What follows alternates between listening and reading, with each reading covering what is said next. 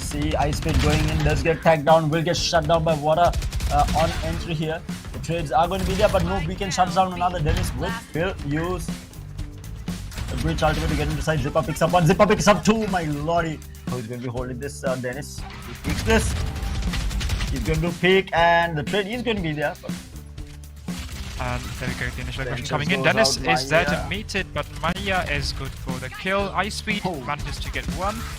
Boombot goes in, Zipper. No. Up to shoot through, and he will take out one. Zipper now coming in through the flank. Will get up the last two. So blind will go out, giving information that Panther is in the corner. Dennis picks up three. What a play coming out from Dennis. Just shuts the entire aggression coming out from the side and actually takes down, leaving two players left. Ice Speed. The flashes do come in. Ghost gets tagged. Maya jumps in the side. For one.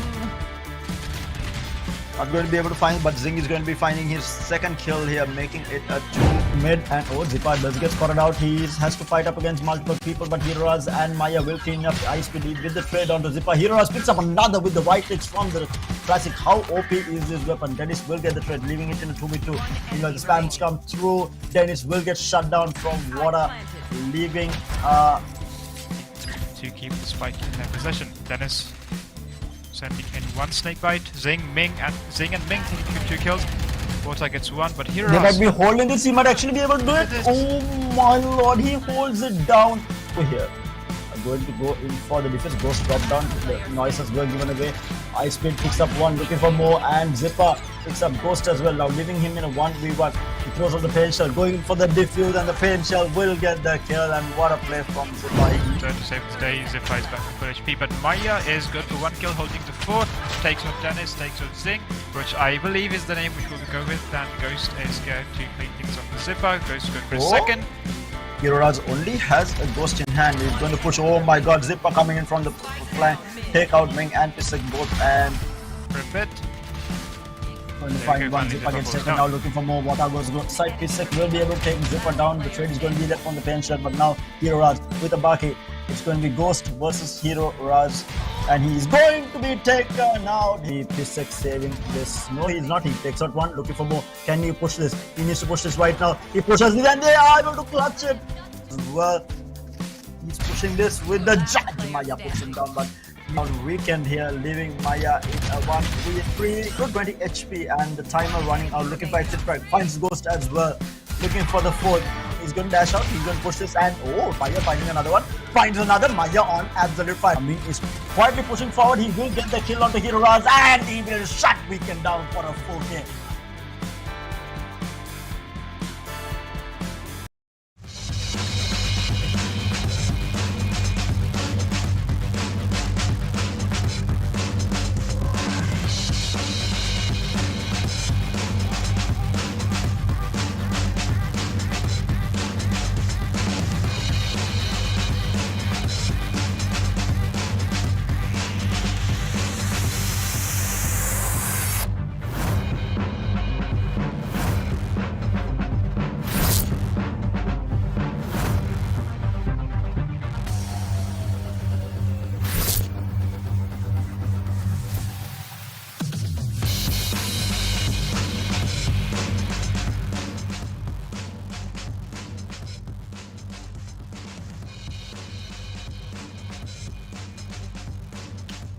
Hello and welcome, ladies and gentlemen. Welcome to Gamer.LK's Logitech G Valorant Pro League, powered by Viewsonic Gaming and energized by Red Bull.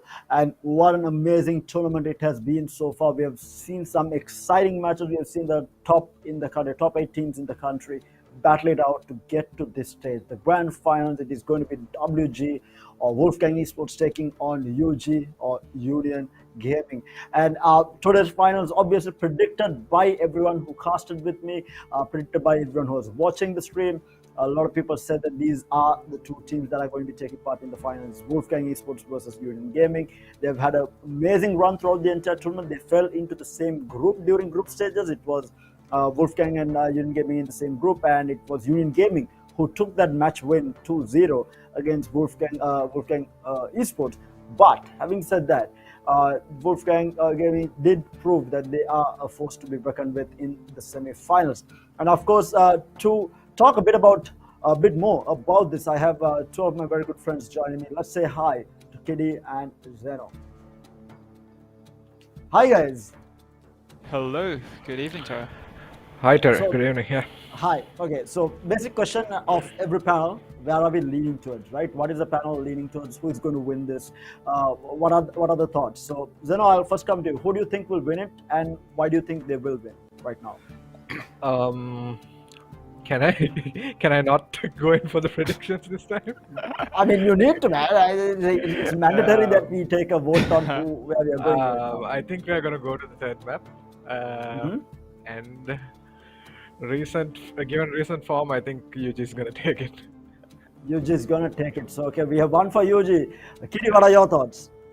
You can make it one for WG as well. I think like a lot would hinge upon what the maps we will be seeing tonight are. But I think WG might be working home with the trophy. Okay, so panel is right now split, and the final deciding vote is with me. Huh. What do you say, Jack? Tough one, but it's okay. Both teams, I mean, I need to say, I mean, UG had such a stand-up performance against WG in the group stages. It will be very hard for anyone to vote against them.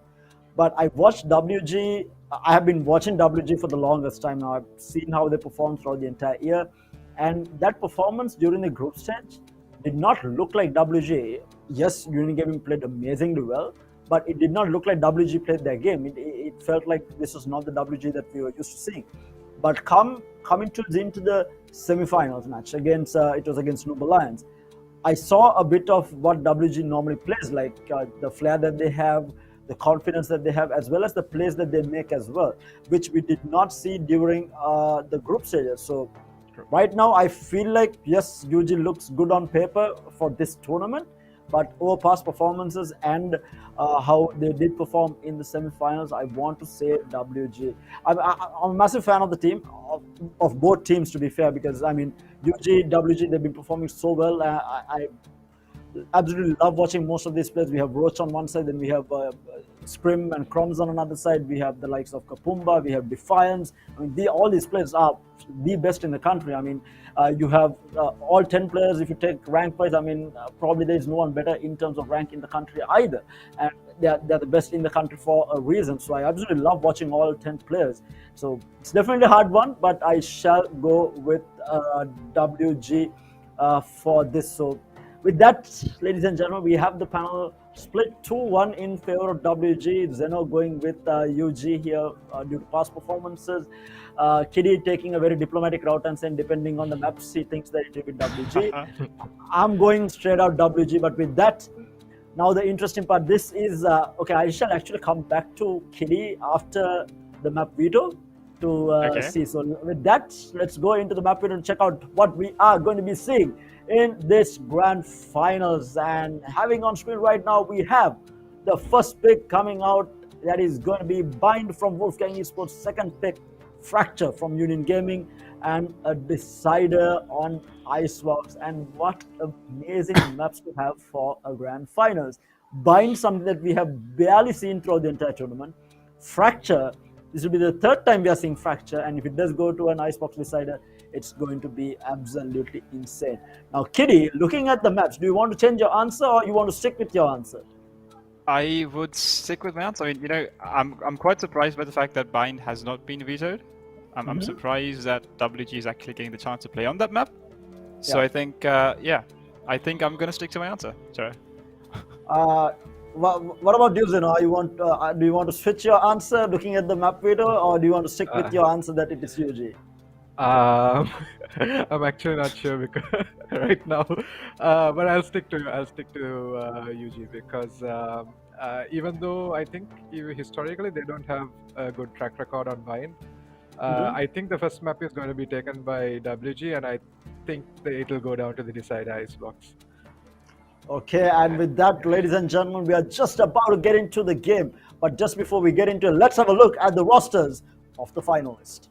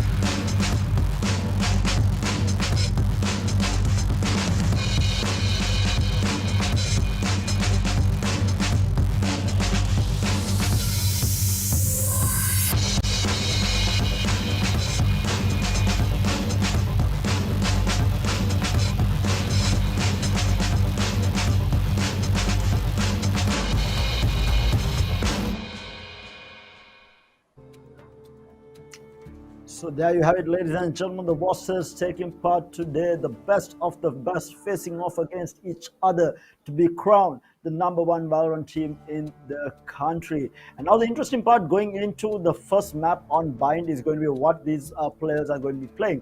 Are they going to be on the standard roles of playing, maybe who Crumbs on his Raze, and so on and so forth, and Roach on his Reyna? Are we going to see standard pickups like this, or are they going to switch things up is going to be the question. So assuming that the first game is on Bind here, we will be seeing we will be seeing the usual Roach on Reyna. I feel like Benji on Sova. Defense is going to be a bit more of a question here. Crumbs will probably play the Red. Scrim has known to play the Jet as well as the Sage on this map, but he'll be switching things up even more. We'll have to wait and see. Kapumba will be going for that controller with Astra most probably, because especially because Crumbs plays the Red. Such a good combination with it.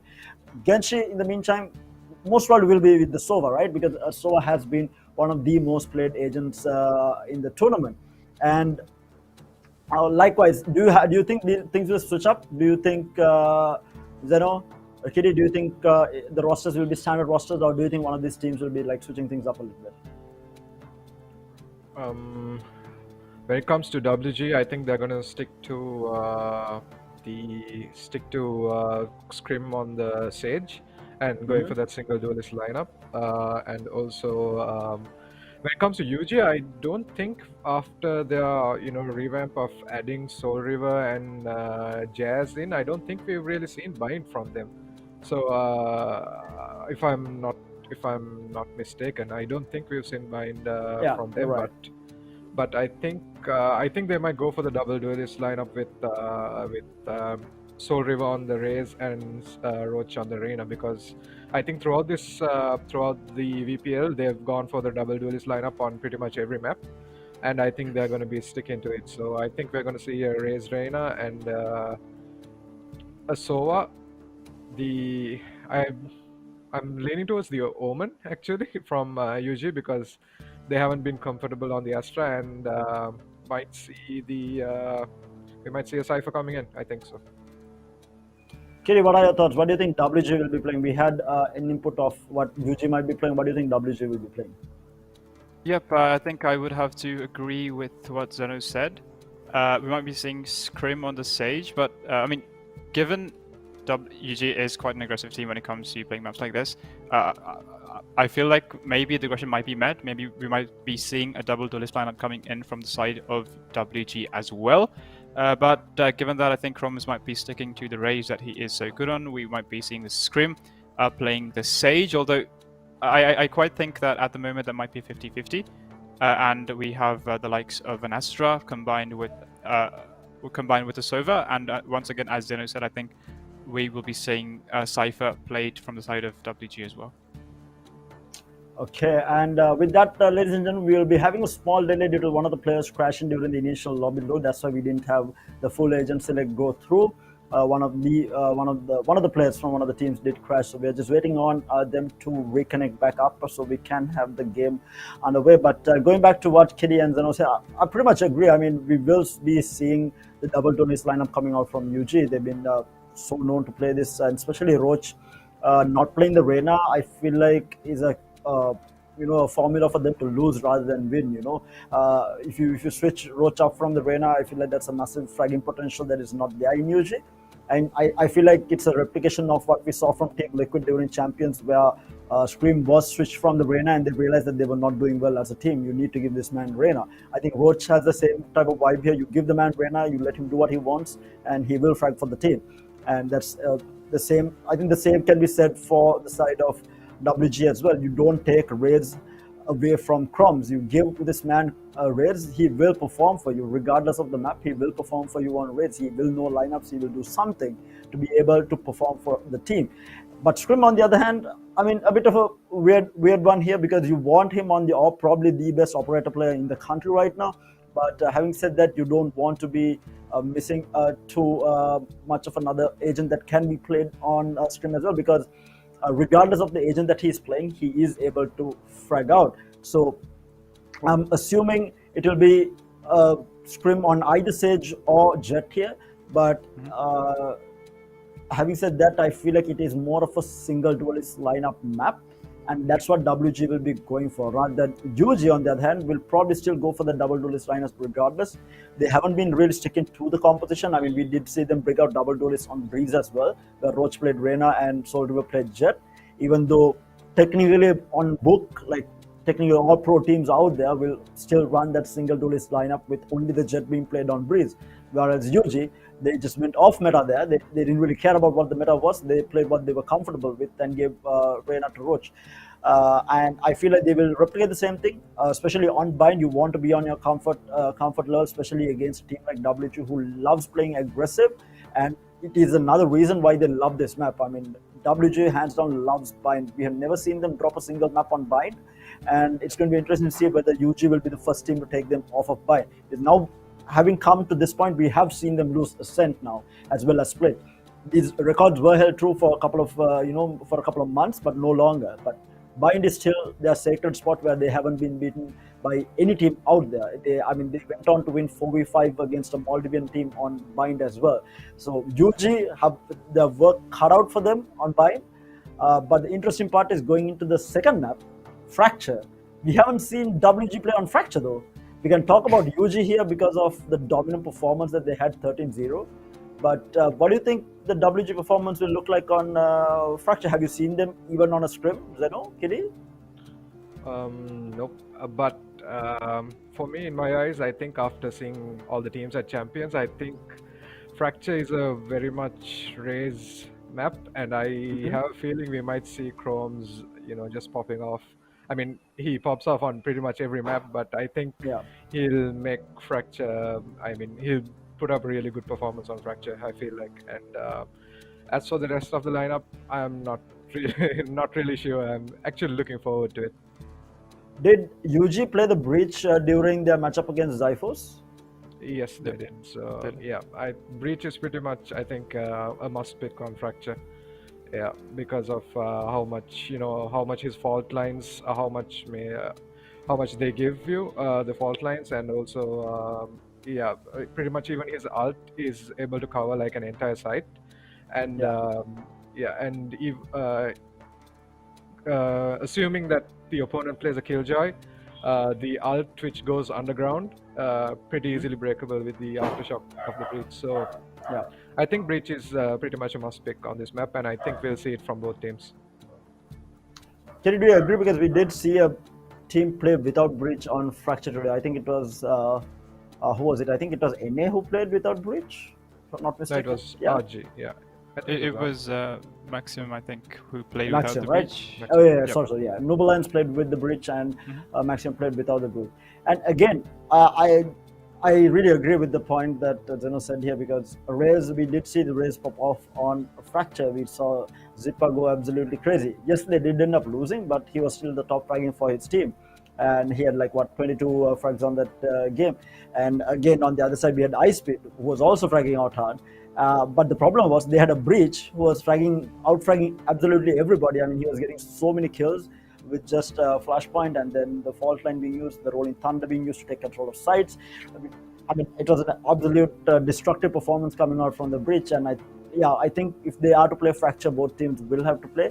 Whether WG has a Fracture, WG has a Breach player is going to be the question here. We know that now UG does run the Breach. Whether WG does the same is going to be a bit. We know that they have KO in their back pocket, that they run it on Vision.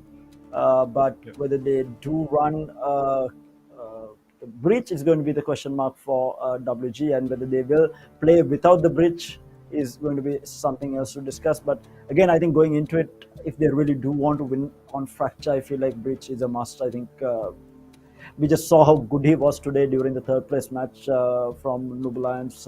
We did see him go absolutely ham on everyone. I think it was Zing who was on the Breach there, and he went absolutely ham on everyone. And we'll probably see it there. But going into Icebox here, we know that UG is strong on Icebox. We know that WG has had good performances on Icebox. Where are you leaning towards, Kiddy, in this matchup, if it does go to that decider? If it does go the distance, I think UG, as you said, has been really strong. But WG, I think they will put up a really good fight. I mean, like my history on WG playing this map is a bit murky, so I would assume that WG might actually take it home. Zeno, what are your thoughts on Icebox here? If it does go all the way to the decider. Yeah, I know I predicted a 2-1 to UG, but I have a feeling, given the map picks, I think it might be a 2-0 for WG. But if it goes to the decider, I think UG will take it. Because I think historically WG have never been, I mean, they have been a good Icebox team, but against UG, even with UG's previous roster before any changes, I think they still struggled. So I think WG might, UG might take it if it goes to Icebox. So looking at the rosters, we are going back. So we now have actually an all-out WG panel here, I think, because you were the only one on UG. So if you think after the video, you think no, I'll still stick with UG. You're still sticking with UG though, okay? Yeah, mixed feelings. mixed feelings here, okay. So Zeno, as always, is a bit confused. He wants to be political. At the same time, he doesn't want to give his answer majority of the time that he casts with me. So I'll leave you alone. Let's go with the split panel here. We have 2-1 in favor of WG. But we'll have to wait because we are going to be getting into the game very, very shortly. From what I hear, I think the lobby is going to be starting up. So we will be getting into the agent select to see what these players are going to be playing and how bind is going to come together.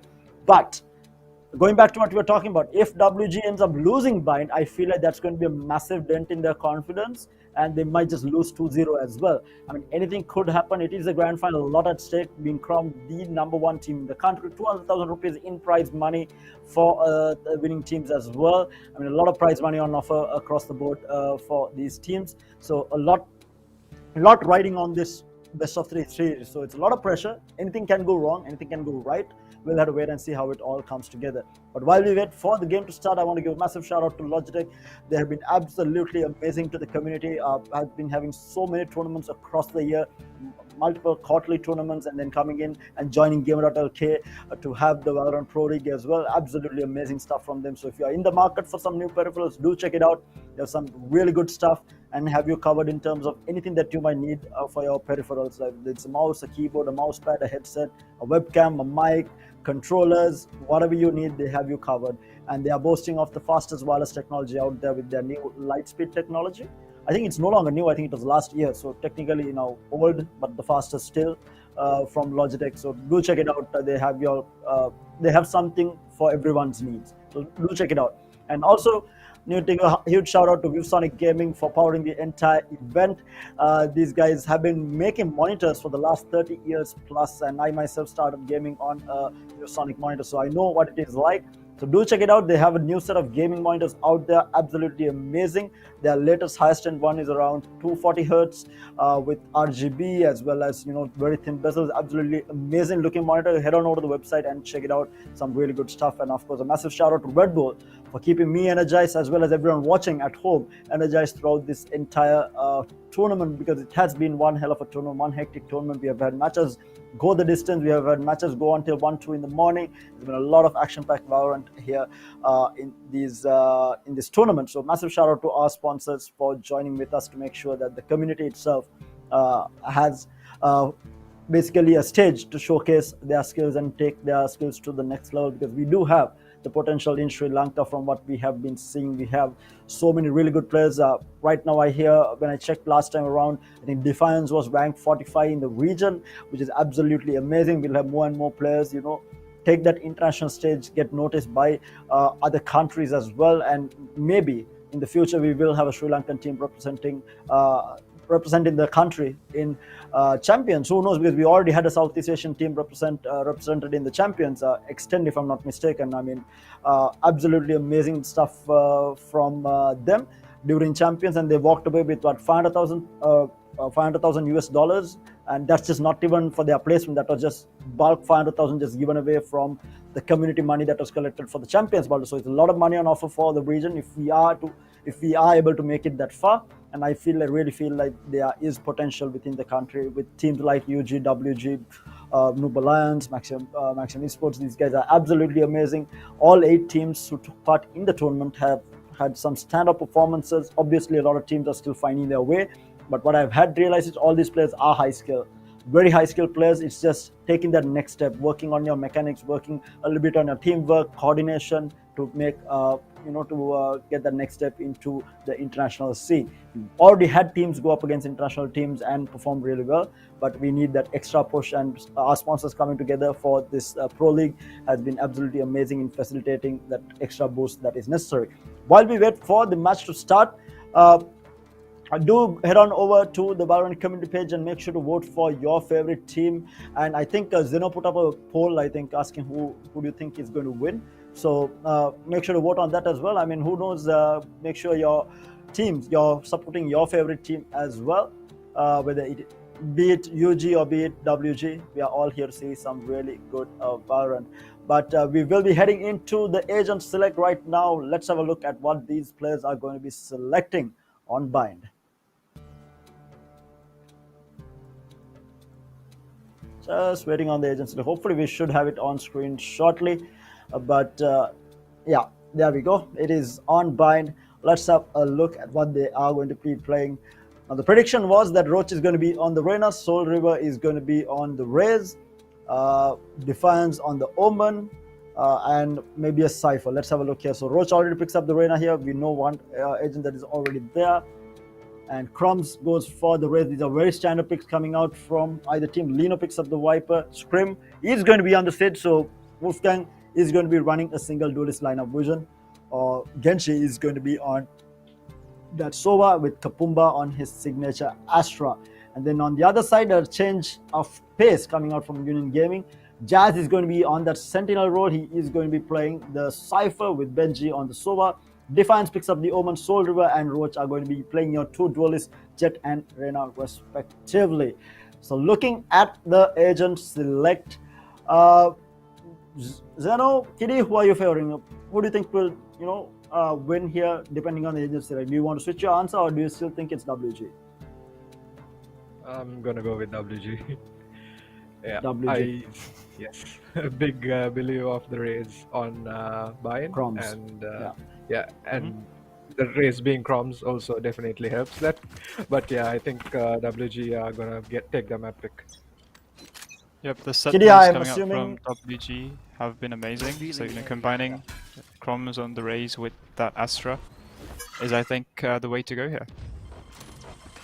Meanwhile, we do have an early aggression coming in towards the ace side here. Crumbs already rushing through, but will get shot off the air by Defiance. Looking for more. The plant will finally go down though. Spike planted. The wall is there to block off any entries coming in, but now the rotation's coming in. Looking for more here. Cypher with the traps. Still, no one has fallen down other than Crumbs during that entry. The Owl Drone will get some information at U-Haul here. Meanwhile, Soul River shut Scrim down Vision with the trade onto Soul River. Vision gets another with the right leg coming out from him. Absolutely said Defiance for the trade though. Now the last man surviving has the lineups ready is going to be Lino, but he's going to get pushed down here. They're looking for him. They'll spot him out and will get shut down. This might be the first pistol round going in favor of Union Gaming. Oh. Just enough time to pull it through. Yeah, I think a little unnecessary there from Jazz to. Yeah. I mean, yeah, he had enough time, but rounds on the board. The nerves, I think, getting to him. He thought he could get half done by the time he dies, but in the end, the snakebite gets the best of him. But nonetheless, that is the first round in favor of UG heading into Bind. That was all on the back of shutting Crumbs down on entry. He tried to do his usual satchel through into Lamps, through the other side of Lamps, not through the entering side. But it didn't work out as Defiance shot him off the air. But it is going to be a save round coming out. Soldier picks up the Marshal here, will be holding out the long, but the hit is towards this ace site here. And it's going to be a very slow one coming out since they are on a save, looking for picks here. Couple of sheriffs at play. The camera will get broken by Vision. And an immediate trap going to be used. Meanwhile, pain shells fly out. Defiance going to be using the paranoia to disrupt things or slow down the push for the time being. Looking for one. Oh my god, Jazz with the spray through into showers. He takes out two. The plant will go down, but Defiance picks up another onto Lino. And that's a 4K coming out from Jazz to win the round. I mean, second round, they tried to, take over the site by, just aggression, and I think they got what they wanted. They got the plant down, and yeah, overall, yes, I think yes, the plant went down, but I think good round for UG, given that they lost. They did not lose any weapons. Yeah. Indeed. So almost a picture perfect round coming out from Union Gaming, but Wolfgang Esports here also are going to be happy because they did manage to get some that extra money with the spike going down. But we are heading into that full buy round from this side. So now the question is, can UG do any damage here? How much of damage can they do, or whether Wolfgang will run away with the round free of charge is going to be the question. But we do have a pause coming out. I'm not entirely sure. Yeah, it is actually Roach disconnecting. That's new. Where it's normally Vision always disconnecting from game. So while we wait, going back to the rounds that we saw WG aggress onto a side continuously. Do you think they will be playing the same play style of going in every time fast into sides and not really defaulting or splitting up things? Do you think they will be sticking to that same play style throughout the entire game?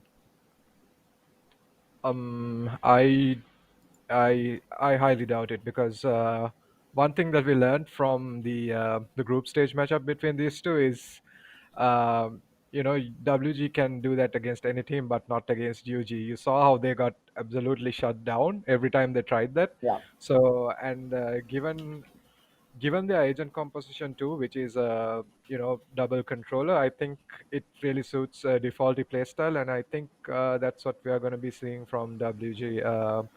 Yeah, they will try to go on a fast hit a few rounds, but I think we'll mostly see a slow but a calculated approach from them. And given the fact that UG also have a cipher who is really good at halting those pushes, I think yeah, I think we are going to see a defaulty slow kind of pace from WG. Kenny, do you agree, or do you think WG will try to stick to their playstyle because that is what has been working out for them?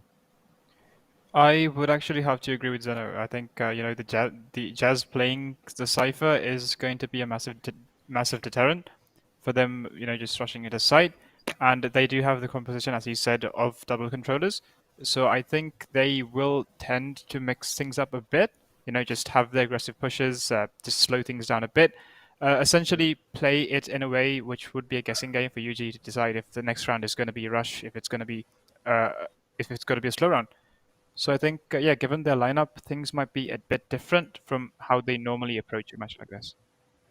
Yeah, and also I think given the fact that there is a cipher on UG, and I think Mhm. Bind has slowly I mean, it's slowly converted into like a no sentinel map. We rarely see sentinels played. I think on this map, you think it'll help them on their attack too? I think, just to deal with the aggression that we've seen coming out from WG, especially in any map, not just this, but, we've seen them even be quite aggressive on the flanks. I think those trapwires would actually be essential, especially combined with the cam, to keep that info, keep those flanks off guard. But meanwhile, of course, Zeno, we go and we make our way into round 3, but this time it's going to be a really aggressive B push coming in from the side of Wolfgang Esports. They managed to get Scream off the board, and of course, Soul River, or rather, yeah, Soul River is put down to a decent bit of damage as well. Lino is good for a second, and the spike is down, and it looks like WG have complete control of the side. One player is stuck on elbow, and two players are being held back at the moment by that Nebula coming in from the Astra as well. One enemy remaining. The players left here. Lino will shut down Jazz, leaving Soul River in a 1v5. There's some really good stuff coming out from WG because they hold on to almost all their rifles. Come to push him down and will shut him down to make it a flawless buy round for the side of WG. This is what we expected WG to be doing, especially going into this round, and I think they have delivered. And for the next round, we of course will be seeing a full rifle buy round coming in from both teams. So yeah, the score is 1-2, still in favor of UG, but we are seeing the ghost of WG that we did see before. And I think, they are getting into their stride. And look at this, we already have that operator coming in by the hands of Soul River. This is really interesting because I haven't seen Soldier play the off quite a lot. But who is going to pay the price for this? So they do spot off Soldier with the operator now, so they know that there is an op at play here at B long, and no one is going to really pick him down and will be backing off. But the hookah hit is still going to happen with Crumbs. They are going to be paranoid up, so are going to be backing off for a little bit here. But still, the aggress is most probably going to be towards this side. But we all the way have on A side, we have the Looks like sorry, the Defiance. Viper. Yeah. Yep. We have Viper there lurking a little bit, but the rotation is going to come through now. Yeah, but look at this. So Look at Roach coming in from Showers. He's already made his way right next to the TP. He might be able to catch a couple of these plays of God. that's the op Vision. down at B long here. Vision shut Soul River down. Yes, so patient there for the peak and just catching Soul River off guard there. But meanwhile, Scream is going to be pushing ramps here, trying to take control. We have the flank coming in from Roach. No one has really cleared this. I need to be careful. Probs is going to be running into him, and Roach already will shut the Pumba down. Looking for more, but he is going to be shut down by Lino. Lino is going to be good enough for the kill, making it a 4v3 now. The buy round from both sides. Who is going to take this home is going to be the question. Benji pushing elbow lamps here. Looking for a pick, but there are two players holding this, looking for the trade. Crumbs and Scream both holding this angle, but the flick coming out from Benji, looking for two, catch both Scream and Crumbs down for the count. But now Vision coming in, takes one. It's a 1v1. The spike, the diffuse coming through, but no, there is not going to be a fake, and Benji will get a shut down to make it a 2-2 in favor of. I mean, it's a 2-2 between the two teams. Yeah, and Yes, indeed. yeah, so slow round there, and if we can take a look at this. I think WG had the round in the bag, but Benji, moving through this lamps area, was able to get two. But in the end, all came down to Vision, and he was always in the advantage there with the time running out for Benji. Yep, and the recon dot is coming in the nick of time and was able to spot him on the diffuser, and an easy kill Vision there to clean up the round. And it looks like UG are now being forced into a save round. They have a couple of shorties in hand and a couple of sheriffs as well. Quickly control taken of Gun, and hookah control taken as well. A few shots land in, but Scrim gets back unscathed. Soul River both very low on HP guys, and they will go in, and that's Defiant and Soul River both being cleaned out. They do clean up Benji as well. Vision good for 3, and this is the aggression that we are used to seeing from WG, and they're keeping up with it. We had one rotate, but again, not blind aggression. When they realize that the aggression is not working, they have rotated out. So we are seeing this nice one-way there from the Viper. Working drop, Scrim picks through, picks out one, looking for the last man, both surviving. And it's going to be a flawless as Vision picks up a 3K to close out the round and make it a 3-2, taking the lead for the first time. Yep, but what we might call, a picture perfect round coming in from WG. This is what we've seen them doing countless times on a map like Bind before. And yeah, the one-way's in place, and taking a look at the ults, right? We have nearly all the ults from both the teams being ready, with the exception of the Bladestorm from Soul River, as well as the Showstopper from Crumbs. Here. Going into this 6th round here, there's going to be another hookah hit coming out, but no one at long. But look at the push coming out from Soul River and Roach on the long here. They are pushing out hard, but the majority of the players from the side of WG are towards hookah, and they are looking to enter this fast here. They need to be careful though. But meanwhile, we do have the Hunter to go out from Vision. Vision will tag one. Benji in the meantime will pick up Crumbs. The resurrection is going to be there from Scrim. Looking for a trade here, not going to find anyone. Spike goes down, and it's going to be a 4v5. As the dust settles, there is Roach still at long. They haven't really cleared this yet. Playing with fire, we have Scrim down to really low HP. He will heal himself, go to slow things down. Jazz trying to pull through the smoke, and Scrim just taps him through blindly. Meanwhile, we have Roach coming in, takes out one, looking for more. Roach will get shut down. Scrim good for 3K already, looking for the last man. It is going to be Soul River in elbow, running for his dear life, or looking for a pick. Soul River picks up one, but Scrim shut him down, making it a 4K for himself and making it 2-4, taking a 2-round lead. Yeah, and you can see from this playstyle why Viper is so meta on this map. Uh, playing the Viper, it doesn't let the players from the A side, really rotate really fast, because that wall, that the default wall that Lino puts down, it keeps the defenders on their toes on A, because you can easily creep up to lamps and Bomb they buddy wouldn't out. know anything. So yeah, that is something I really wanted to point out, because that's really helping WG at the moment, because the rotations are not coming fast enough for WG and for UG actually, and WG are able to storm these sites. Exactly, and we are going into another one. We are on another save here. Soldier pops a blade storm as well. Vision in the meantime finds Jazz looking for more One scrim. enemy Good remaining. God, this touch gun with what? I The never round is even already got to. I mean, I got like 5 words out when the round started. That's about it.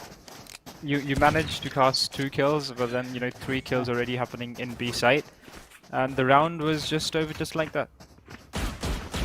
Yeah, and obviously this is due to the fact that WG knew that UN Gaming was on a very weak buy going into that round. But we have another full rifle round coming out with Jazz. He's going to be playing a judge though, with the rest of them on rifles. Get him. Meanwhile, we do see a bit of a slower hit coming out. Meanwhile, Soldier good for one, looking for more here. They are going to be backing off here with that, and yes, it looks like the full hit is going to go through Hookah, or they might even rotate back towards A side here. It will all be down to Kapumba, or sorry, Lino, if he is able to get a pick off all the way in A side here. The gravity pool is going to be there onto Benji with the pain shell, doing quite a bit of damage. Satchel out. Throwing in more satchels here. Benji down to 10 HP. The way. I mean, if the first satchel hit, meanwhile, Defiance shuts Lino down outside of lamps there and outside of A side.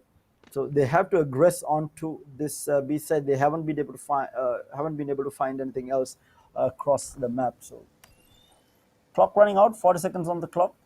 All 3 players huddled up in hookah, and a lot of patience coming out from the side of Human Gaming here. Not aggressive, but Soldier already picks up crumbs. The trade is going to be there from Strim on to Benji. It's a 2v4. They drop down. They will find. Ooh, 30 seconds left. they will find Roach, and Soldier will find Strim in return, but leaving the last man surviving here, Kapumba, in a 1v3. He's going to be pushing through. Spawn here finds one. The judge, and okay, the switch is going to be there, but Soul River good for the 4th, I think, was that? I think it was a 4K. Yep, it was. Yep, FLK coming in from Soul River to clean things up. Yeah, and I think the difference in that round was the opening pick at B long from I think I'm not sure. I think it was Vision who was taken down, but Yeah, it you was. see, yeah, Pumba here trying his best to clutch it out, but in the end falling to Soriva, who popped off that round. But yeah, WG, they used to go for a lot of hookah aggression, and the one round that they picked out long, they got taken down. So And again, we do see, I think Vision already spotted out Soul River there, but now the question is going to be if Soul River crossed. They did cross back, so the tags are going to be there. Benji is going to be inside the Jenny here, and will he get tagged down? He's on 1 HP again. This man has survived on no HP at all multiple times, but he will stay strong right now with all players surviving, and the rotation will most likely be towards A side with the spike still rotating out. Yes, it will be towards A side with your Vision holding up Defiance, all Defiance Lino here. Hunter's Fury will go out from Benji to stop this push coming in. Not really going to find anyone with that.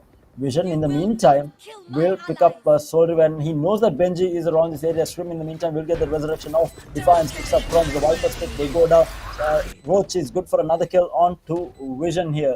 So now the rotation is going to come in from Roach as Roach into this A side, but they are holding strong inside the Viper's pick. Shrim was looking for Roach there. So be careful. Jazz in the meantime will get taken down by the first Shrimp finds Defiance as well, down to the last man here in a 1v3, and it's not going to happen. Kapumba with the spam through will clean him up, making it a 6-3 still in favor of Wolfgang Esports.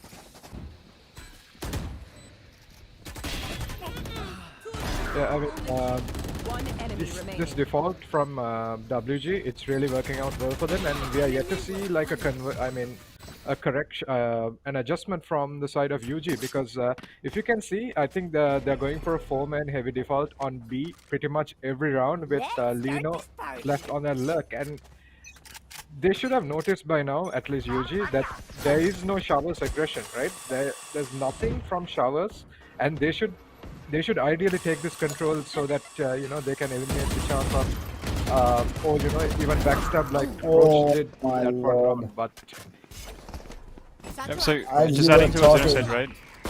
Yeah. We did see that initial aggression earlier. Wait, never mind. Let's just focus on this round for a moment. So Kakumba and Scrim, good for 2. That's alright. Yeah, down to the last 2 players here in a 2v5. It's a horrible position yet again for the side of UG. They're obviously on a save, and Wolfgang Esports are making complete use of it. Very fast hit towards B side. And mind you, their B side hits are normally always perfect. Paranoia, good enough to be able to take one, but Croms picks up the last 2, making it a 7-3 right now. Looking to be a 9-3 half if things keep on going this way. And Kitty, what were you saying? Yeah, so just adding to what Zeno said, right, about the showers not being taken control of by WG.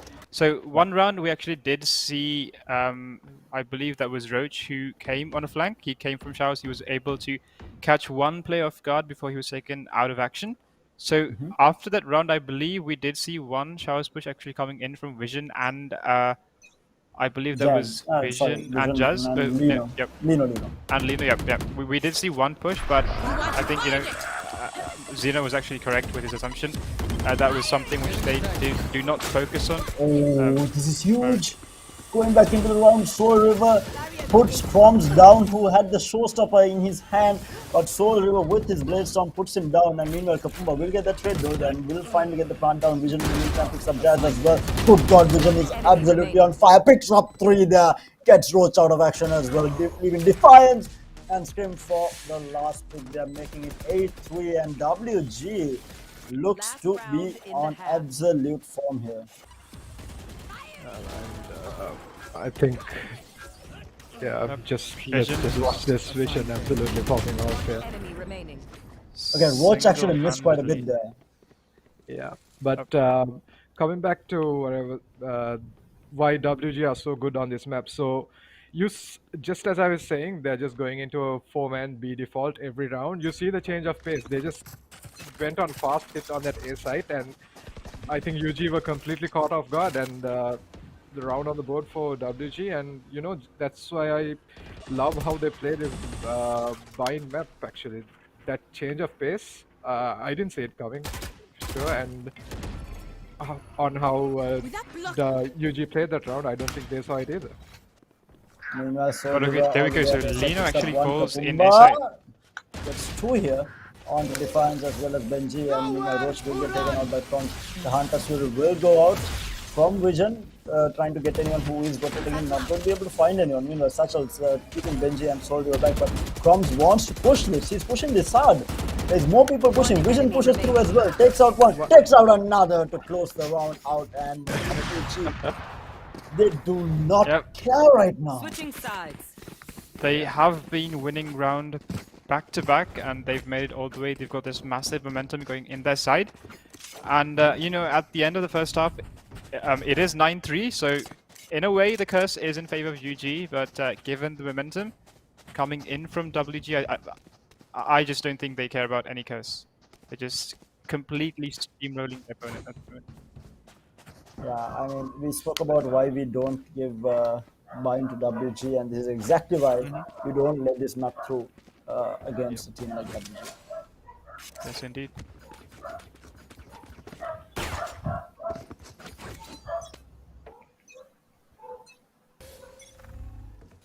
Wall raised.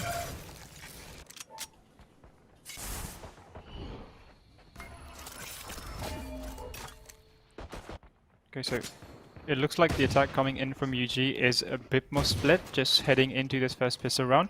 They've got 2 players positioned outside of A main. They've got 1 player trying to, I believe that is Roach, trying to make his way through showers. And okay, we have everyone just aggressing on A side. Chrome's tags Soul River, but he just managed to dash back to safety. No more charges left. Vision getting a bit too aggressive is taken down. Chrome's with the boombot, managing to get a bit of info about these satchels being used to fend off this attack for a moment. Two players do get tagged. This is crucial info for the side of UG. But literally everyone is tagged and Chromes is good for the kill. Quickly gets refragged by Jazz. And it is a 3v4 in favor of Unum Gaming. Scratch that, make it a 4v2. And that is the health needed for Roach to stay in the battle. The spike does go down. Scrim not looking too good with his HP, but look at this. Lino is coming on the flank. I believe this is expected from the side of Union Gaming. Yes, they are aware of it, but Lino is good for 1, Lino is good for 2. And scratch that is Scrim making it a 2v2. Roach is good for a second, and Roach to clean things off with a third for the round. Yes, and yeah. Yeah, go ahead. Go on, Go ahead, Zeno.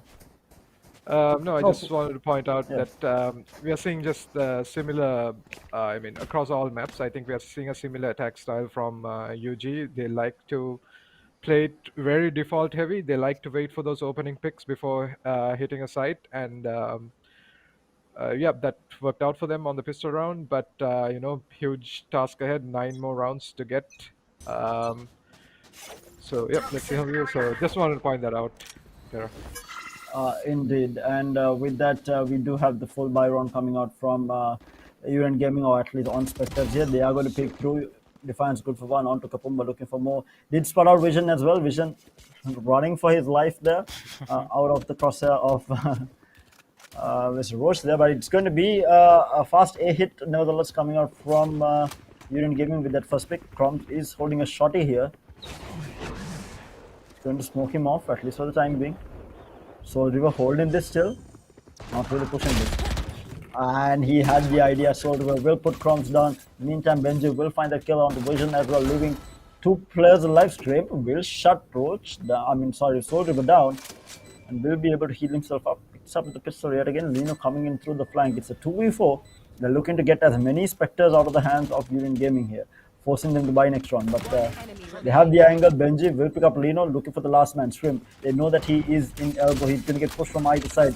They do have a recon dart going out, and it's going to be Roche to clean things up. And it's going to be 5-9 on the board with the full buy round in store for Wolfgang.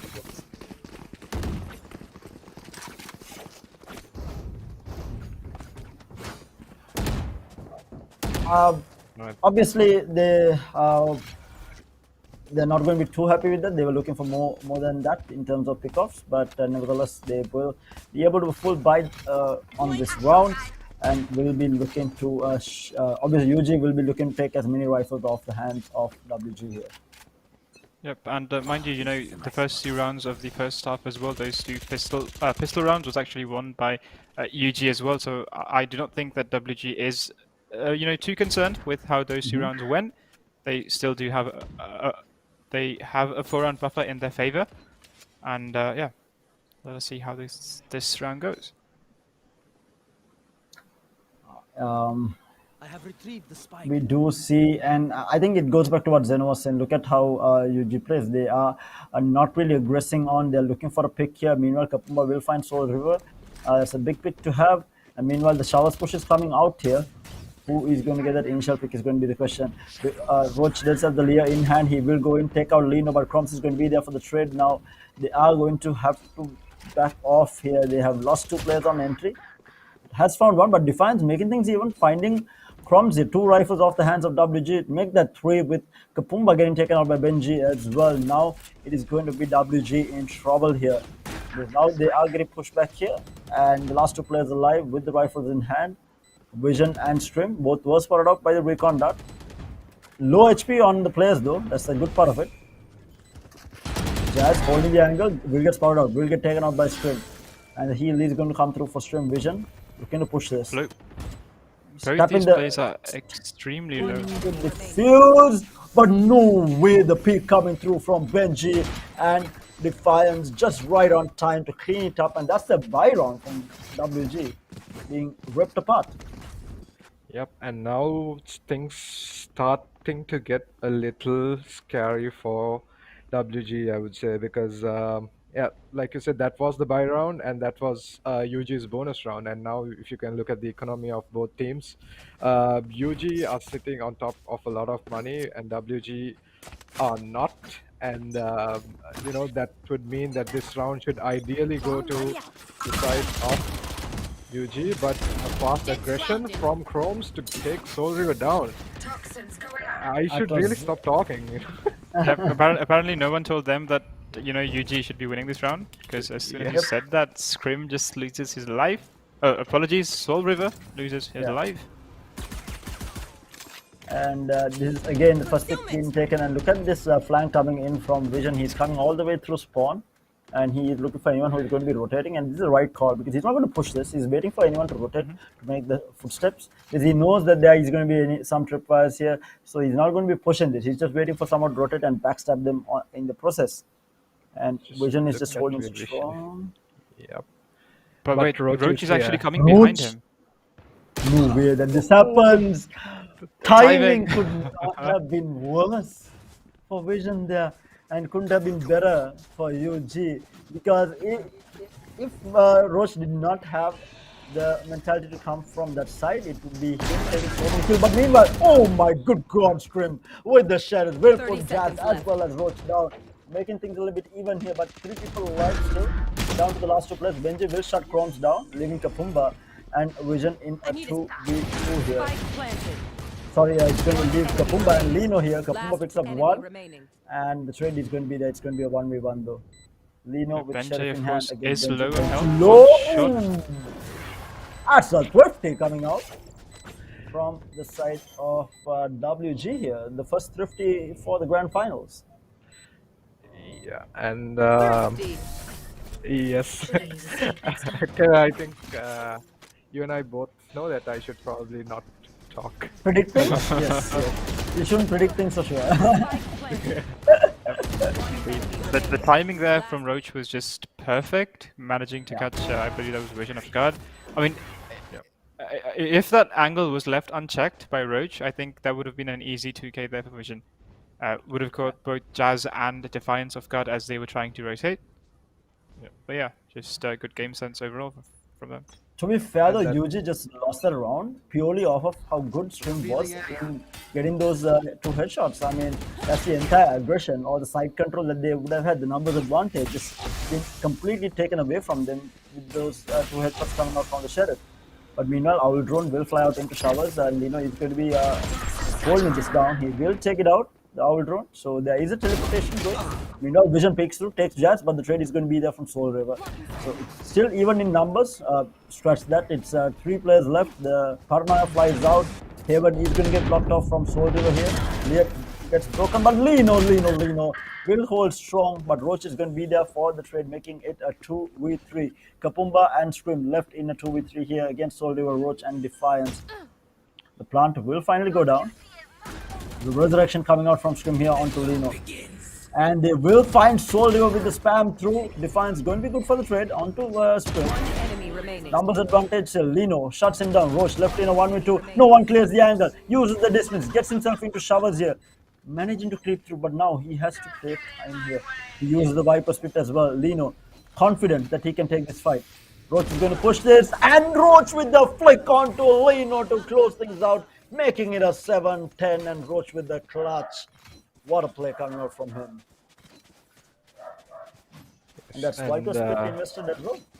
Yep, that is very expensive for the side of WG, and they will be once again forced on an eco. But let's just take a look at Roach again here on this Reyna. Taking that dismiss there and pushing fearlessly into the Viper's pit, and then that flick is just everything. And I think economy not looking so good for the side of WG right now. Yes, indeed. So the rounds that we've actually been seeing from WG, the rounds where they actually managed to get an initial pick in their defense were the rounds that they managed to capitalize on and in the end win. But however, just looking at this so far, I think Gaming are ready for this aggression, especially coming in from their eco rounds. But once again, they managed to catch Roach off guard. Benjay is good for the trade. Yep, and I think it looks like a fast A hit, but Vision, on the other hand, has pushed up so far and is able to get a pick, and now it's suddenly a 3v4 for WG, and the timing from Pumba and the awareness. He hears the outrun going on and he decides to just push it, gets a bit too curious. And yeah, 2 right clicks to the head, but of course Defiance there with a nice shot on Scrim to even things out, or rather to put it in a 3v2, but Vision is looking low on health and the better guns are in the hands of Viewsonic Gaming heading into these final 2 One seconds. enemy remaining. Thrifty. I mean, on these SMGs, these guys have been, I mean, not just SMGs, I think they were the same rounds, and these guys have been like really good, and I think, they should probably take some pointers from these 30 seconds. half-try rounds, because, what they're doing is they're trying to go aggressive, and they're trying to get that initial pick, and that's what's working for them on this defense side, and that's why they're taking all these SMG, these half-buy rounds, and they should probably, take some pointers, like I said. Yeah, exactly. So like the rounds that they've been winning in defense were the rounds where they managed to get like an initial pick coming up from this early aggression. And as you said, they were able to win those rounds, and maybe they should be doing the same. And as we say, that Croms is good for 1 kill. That is Benjay off the board. He's got the second, but nothing connects. Oh, Soul River with the right click takes out Croms, but Lino is good for the trade. But guys, it looks bad for UG right now. I mean, WG is pulling off thrifties here, left, right, and center, and that's the second thrifty that they pulled I off know exactly where in this match. And Neurotheft goes out as information given, so they do know where the players from WG is right now, and they are dodging the side that Scrim and Vision are in, and they will be rushing into a site here.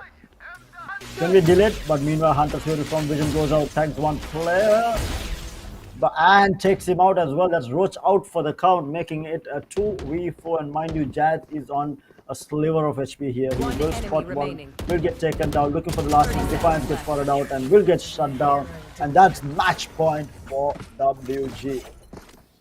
Yes, and I think just what we were talking about. They took the point from their half buys. They got aggressive. I think Chromes got aggressive, got a kill, and when he was traded out, Lino was there again for the next trade. So One enemy learning from their remaining. mistakes and adapting, and 30 seconds left. they are on match point now, and UG are in heaps of trouble, and I don't think their economy, yes, as you can see on screen, their economy is not looking that good either. Yeah, but look at this, we're actually seeing double operators coming up from both Scrim and Chromes heading into this match point round. And Croms makes it worse, takes out Benji. And this is the thing now, they're not going to expect Scrim to be holding an op at B site as well with an op at A site. And they might look to push this and will get shut down here. We already see players trying to go in. Vision getting spammed down. Sodio has an idea. Oh, the read coming out through the smokes will shut Vision down. And that's the TP coming out here from the shutting down Scrim, just playing with fire here with the operator, but he will get shut down by Roach as well. And that is side control completely in favor of Viewsonic Gaming. And now for the retake coming out from Lino Croms and Kapumba. And how, Lino Croms and Kapumba, how much can they do with the question? They're going to take through. Not going to find anyone. Taking through Roach. Soul River finds one onto Lino Croms with the trade onto Jazz. But with the Sheriff in hand, not going to work out. Croms looking for more, will get shut down by Soul River. And Viewsonic Gaming keeps their dreams of winning this map number 1 alive. It's 8-12 going into this 21st round. Yep, and once again, I think a nice little play coming in there from them to take that B side. So to distract the defenders on that B side, they had Defiance using his ultimate and the back of B side. And while Scrim was, trying to take that Omen ultimate down, we saw Soul River pushing in, like a nice little set play from there to take that B side. And both teams here are looking really good on this drifting. Right now, not everyone is held. Meanwhile, Scrim will get shut down on top of Hookah. The wall That's a huge loss for them. And again, WG getting a little bit aggressive here and paying for it by the looks of it. But they are still on match point, so big mountain for UG to climb. But if they do it, the 9-3 curse will reign supreme. Meanwhile, holding down Hookah as well as B-side is going to be the likes of Proms. There are three players here. It's Proms, Vision, and Lino by the looks of it.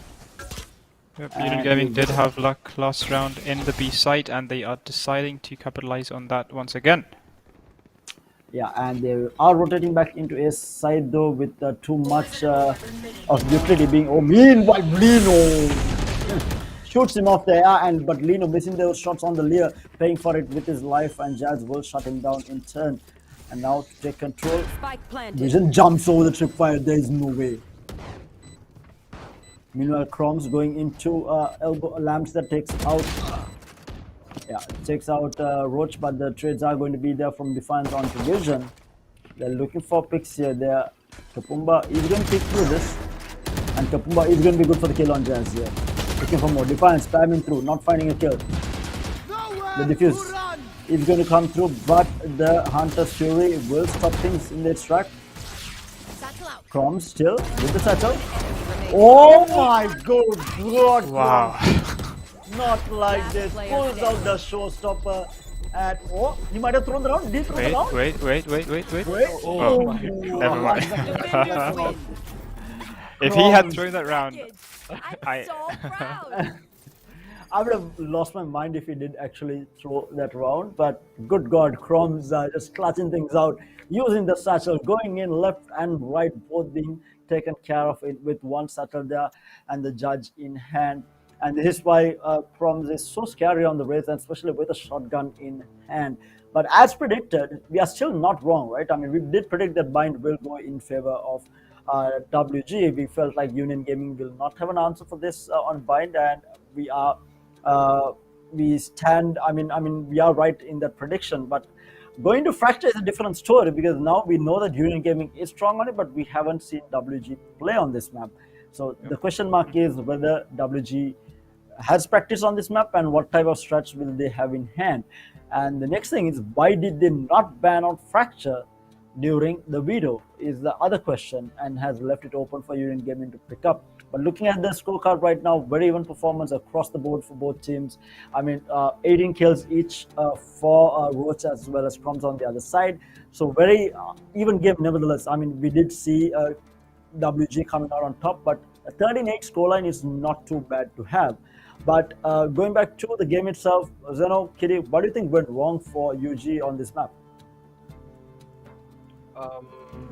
I think for UG I think they didn't have an answer on defense for what WG were doing. So like I mentioned during the game too, the WG's attack style was pretty much, leave Lino on that lurk on that A side, and draw the defense towards I mean, keep the rotations from happening. So and he did that perfectly, the wall and the smoke there on the A side, not allowing the defense to really rotate that fast. And on the other hand, we saw hookah control being taken quite nicely from the rest of WG, and they tried to avoid B long as well. They tried to go on one round and they failed that round. So they just kept pressure on B long with the owl drone and the SOAR recon, and they kept it. And me and Kitty, I think, both noticed how showers was being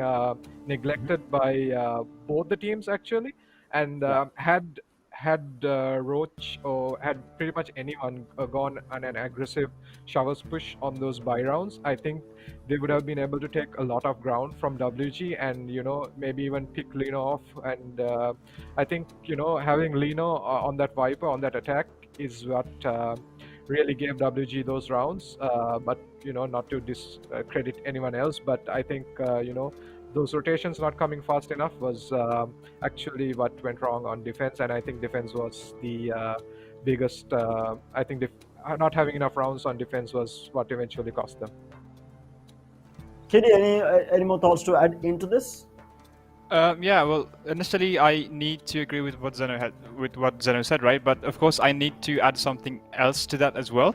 And the fact is, as casters, we are actually looking at the overview of the entire game, right? We can see where all the 10 players are. We can see what the guns they have in their hands are. So it's easy for us to say, they should have done this, they should have done that. But then if we are in the mentality of a player who's playing in the grand finals right now, right here, well, then you actually don't know where players are coming from. So any angle you peek, you might get your head popped off from someone like Chroms or even Scrim just peeking at you. So yeah, we did notice, maybe they could have pushed from showers because that's where WG's attack was weakest, I would say. And by weakest, I mean that's where they did not show any presence. But the fact is, I think more than it being a lacking from the side of UG, there was actually a perfect dry run and set plays coming out from the side of WG to get control of Hookah, to get control of B-Long, just having those outrons in position. And of course, the Lurk coming in from Defiance, or rather the Viper Wall, combined with him just maintaining his presence in the A main, was actually enough to keep the attackers at bay, or rather to keep the defenders at bay and just to keep them guessing. And the last thing I think I need to mention is that WG actually just changed their attacks from they went a couple of rounds to B, but then they also decided to push showers one round. They decided to push A main in a couple of other rounds. So just they kept UG on their toes, and they were just left in a guessing game, deciding which side will WG be aggressing this time around. So I think WG played to their advantage, and UG did give a decent fight, and I think the attacks coming in from UG were actually actually really well executed as well, because they were able to make the score fairly close. It was 8-13, I believe. So yeah. And with that, let's talk a little bit more about the game in a short while, but let's have a look at the head-to-head of this game number 1 here. The two top fraggers from either side is going to be Roach versus Vision on the other side. 18 kills each, 239 average combat score coming out from Roach to the 246 on Vision there. At 2 first bloods each and a KD of 1.3 to the 1.5. Like I said, it's a very even performance coming out from both these teams. It was just the little things that made sure that WG took home the win in this game number 1. And going back to what y'all was saying, another thing I felt like what was not happening was that I feel like UG had not paid attention to WG on bind, because this is not something that they started doing recently. They do not contest showers. If I remember a previous game from WG, it was against the Maldivian team, the Maldives number 1 team. And I think I mentioned this to Kiddy as well, where they went on to win 4 versus 5 on that map. Of course, the lineup coming out from WG at the time was different. WG ran with a double duelist with Scrim on the Jet rather than on the Sage. But having said that, though, even on that map, they did not push showers. The question here was, did UG think they did not push showers because of how controlled showers was with the Viper? Because we did have one of these Viper players from Maldives who you could not push him. He just shuts everyone down who came into showers. So WG completely avoided showers that entire map. And we did see the exact same replication of that happening today. Is this because UG did not do their homework, or is it because UG thought, maybe they did not go showers because this guy was holding showers the entire time and we haven't been able to contest him at showers? Is another question altogether. Again, I feel like they should have played it even at least once, right? I mean, we did see Roach push out showers once, but other than that, they didn't really make an attempt to go through showers even. Maybe put the Sova there, get some information outside of showers to see who is lurking towards it. They realized that Lino was going to be lurking at A main, or rather A short rather, the entire time. But they did have 1 or 2 players to contest this in the side, but no one really went out of showers and took the risk to look at what else is happening across the map. And that, I think, hindered, like I think both of you said, I think that was a big part of not having that map control. Whereas WG got free map control off of the fact that no one was pushing showers. I mean, no one was there. They didn't have anyone of their players. Neither did UG have anyone of their players. So technically, WG did not have to worry about a flank coming through showers because no one was pushing showers, and that entire time. And the only time that Roach actually did push it, Roach ended up actually getting a couple of kills from that flank, because no one was expecting WG to push. Union Gaming to push through that. But having said that, of course, like Kitty said, it's easy for us to stay here and talk about what they could have done, what could have been done different, or what went wrong. And I think another part of the win has to be credited to how good WG was on their thrifty rounds. We saw Scrim get off some really sick headshots with the Sheriff. We saw Crumbs with the Judge, or even a Shotty going absolutely ham. And that last round to finish off, I think that was a perfect example of why Crumbs is so good on the Raze, and it is so hard to deal with. I mean, he satcheled in, went left, right with the Judge, and two people just fell off dead. I mean, how do you contest that unless you do shoot him off the air? And we did see a couple of plays where, I mean, Soul River shot, I think, Crumbs off the air when he was coming in with the showstopper, and the replication of that happened when Soul River tried to enter the site with his updraft dash. He was shot out of the air by Lino.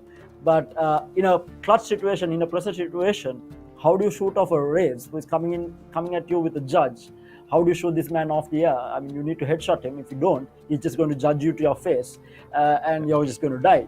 And that's exactly what happened in the last round. I mean, UG was obviously under pressure to close out, try and win the round, because they were WG was on match point. But in a pressure situation, it's really hard to deal with a player like that and a weapon like that in hand. But having said that, we are going into Fracture. We spoke so much about Fracture just before the game. I mean, game number 1 started. But do you all want to switch your answers to say it is still going to be UG on Fracture? Are you looking at a 2-0 here with the way that WG played on Bind, or do you think it will be a 1-1 still? What are your thoughts? For me, I should I really answer this once more is my question, but I have a feeling, even though my prediction was UG, I have a feeling WG will take Fracture just because I think they definitely banned Breeze because of how because of I think Chrome's not being able to be on his signature Raze, and also given that they know what UG will be bringing out on Fracture, so that's one advantage they have over the side of UG, because we have yet to see WG playing Fracture, I think, ever. So I think they have maybe they have something up their sleeve, and I think we might see WG taking this map. Kitty, do you agree? Do you think WG will be able to take this, or will UG reign supreme on Fracture after the 13-0 against Zyphos? What are your thoughts, Kitty? Yep, I actually think WG might make this, win this, make it a 2-0. Because, I mean, the fact is, we have only seen UG so far playing on this map, right? I mean, we had the exception of today. We saw NA versus Max, but so far, given these two teams, we've only seen how UG play. And to be honest, they did play really well. They are really aggressive on this map, and they did make it work, 13-0 against Cyphos. But having said that, we know that WG is also a team which is really aggressive. It's a team which have shown us that they can go head-to-head against a team like UG and win against them. So I think if they have prepared for this map as much as UG have, they do have a winning chance, and I think they will take it home 2-0. Okay, so the panel right now, the call is that it might actually be a 2-0. Again, we have Zeno. At one point he's like, UG is going to take this 2-1, and then now he's like, it might be, WG 2-0. His thoughts are all over the place because he's afraid of making a comment. Every time he makes a comment, it goes the opposite way. So his predictions are absolute garbage. I shall give you a good opportunity here for everyone who is watching at home. If you want to bet on something, just ask Zeno where he will bet and bet the other way. You'll probably win. Anything that you like. Yes. We have Zeno to thank for that. So any bets that you are taking, just make sure to call Zeno and ask, hey man, what are you betting on? And make sure to bet the other way around. But going back to what you all were talking about, I want to add something into it. One thing, obviously, WG, like you said, they are unseen on Fracture right now. We haven't seen WG play on Fracture at all, which is a huge advantage to them. And Union Gaming, I feel like, yes, they were very dominant against Zyphos. 13-0 is not an easy thing to do against a decent team. But were they actually tested by Zyphos on Fracture is the question. Did anyone give them a proper test on Fracture? Because right now it does not look like that. Obviously, these players do play a lot of scrims together and a lot of scrims against international teams as well as local teams. But tournament setting is completely different. The mentality that you're coming into it with is completely different. You can play 1,000 scrims, but on that particular day, it can be totally different because you don't know what the enemy team is bringing to you. They might have a strat in their pocket that they have not shown to you in a scrim. The mentality is different. There's so much riding on it. It's a prize pool. It's being crowned the best team in the country. There's so much riding on it. But yeah, again, going back to what y'all were saying, I feel like WG has the advantage here of being the unknown team on Fracture. But having said that, we are going into the agent select. The question is, are we going to see a bridge coming out from WG here? But the Union Gaming roster is going to be very similar. They are going to be running with Defiance on the Viper, Roach on the Reyna. We have a Vision in the meantime picking up a Killjoy, which we have not seen. I think is it this is Lino? because I think it's because Lino and Pumba I think are gonna go on double okay, never mind. Oh, there we go. We do have the bridge Okay. coming out from both sides here. And Scrim and Crumbs sticking to their. So both teams almost mirror matchups. Instead, mirror matchup in terms of composition. We had double duelists coming out from both sides, but the duelists in question are completely different. We have Scrim on the Jet, Crumbs on the Race. On the other side, we have Soul River on the Jet, but Roach is going to be on the Reyna. And in terms of Sentinel, we have one Sentinel coming out for Union Gaming. It is going to be just Benji on the Sage. And I mean, a lot of people think, Sage, is it really Sentinel? Can he really hold down a site? He can delay it, takes off the site, and that is what is important. He has slow ops, he has the wall, he can delay it for the team to rotate in. And then with the Viper to help out with the Viper wall, there is a lot that can be done from a Sage. But on the other side, on the side of WG, we have the likes of Killjoy being played by Genshi here, which is interesting to say the least. I haven't seen Genshi on the Killjoy. Nonetheless, pistol we round. head on into the first round. UG once again on attack. Lanka's already going to be used here to try and delay the push here. 3 people pushing through into the ace side. Blind's going to come through. They're going to dash out. UG finding it hard to get into the side so far. So much of utility being thrown out to try and delay this. Spots out one Scrim will shut down. Clean. Absolute clean from him. That's a So fair down already. Tara, already we are seeing a massive difference in this match when rather than when UG played it against Cyphos. Because the thing is, by this time they were already in sight. They had the plant down and they're just holding off the defenders. But whereas this one, they're just being competed to aggression with aggression. Okay, so now the ball goes out. They are trying to push it down. Scrim good for another here onto Roach here. Gets shot off the air. But Benji is holding the side down. He will manage to pick up Lino. Kapumba with the trade. It's a 2v3 still. Good chance for them to take it. Meanwhile, Defiance goes in, finds Vision, Crumbs go, finds one, finds 2 to clean it up, and that's the pistol round going in favor of WG. Yes, indeed. If you thought UG would be whitewashing Wolfgang Esports on this map, you are sorely mistaken. Well, both these teams are similar in skill levels, and just looking at these lineups, they are similar in all exceptions of the Sentinel. And I think we will be having one hell of a match on Fracture tonight. Indeed, I'm also expecting a very close game and exactly what we want in a grand finals here. And with that, we are going into the Spectre round for the side of WG here. Obviously looking to close things out in a quick fashion here. Already we do see Crumbs pushing out hard here. Will pick up one, Crumbs gave for another onto Benji as well. Soldier with the trade onto Vision. But it is still a 3v4 here.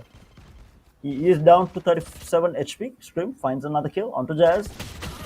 And Defiance picks up one, but Scrim and Kapumba clean things out. They only lose the 2. And Kapumba definitely needs a new keyboard from Logitech because whatever he's using is definitely not working well for him. Yep, we talked about how you might want to check if your crouch key is working before the next round, but Kapumba just taking it to the next level, doing it multiple times just to be certain. But we are heading into the first spy round coming out from UG. If you buy a Logitech keyboard, this will not be a problem, Make sure to grab yourself a Logitech keyboard. And we said, someone might need the G502 as well. I believe that was the previous match. So yeah, if you have something, Meanwhile, but there we the go. peak. Scrim and Chrome's both pushing, and the Pain Shell doing so much of damage. And this is the buy round coming out from Union Gaming, completely shut down.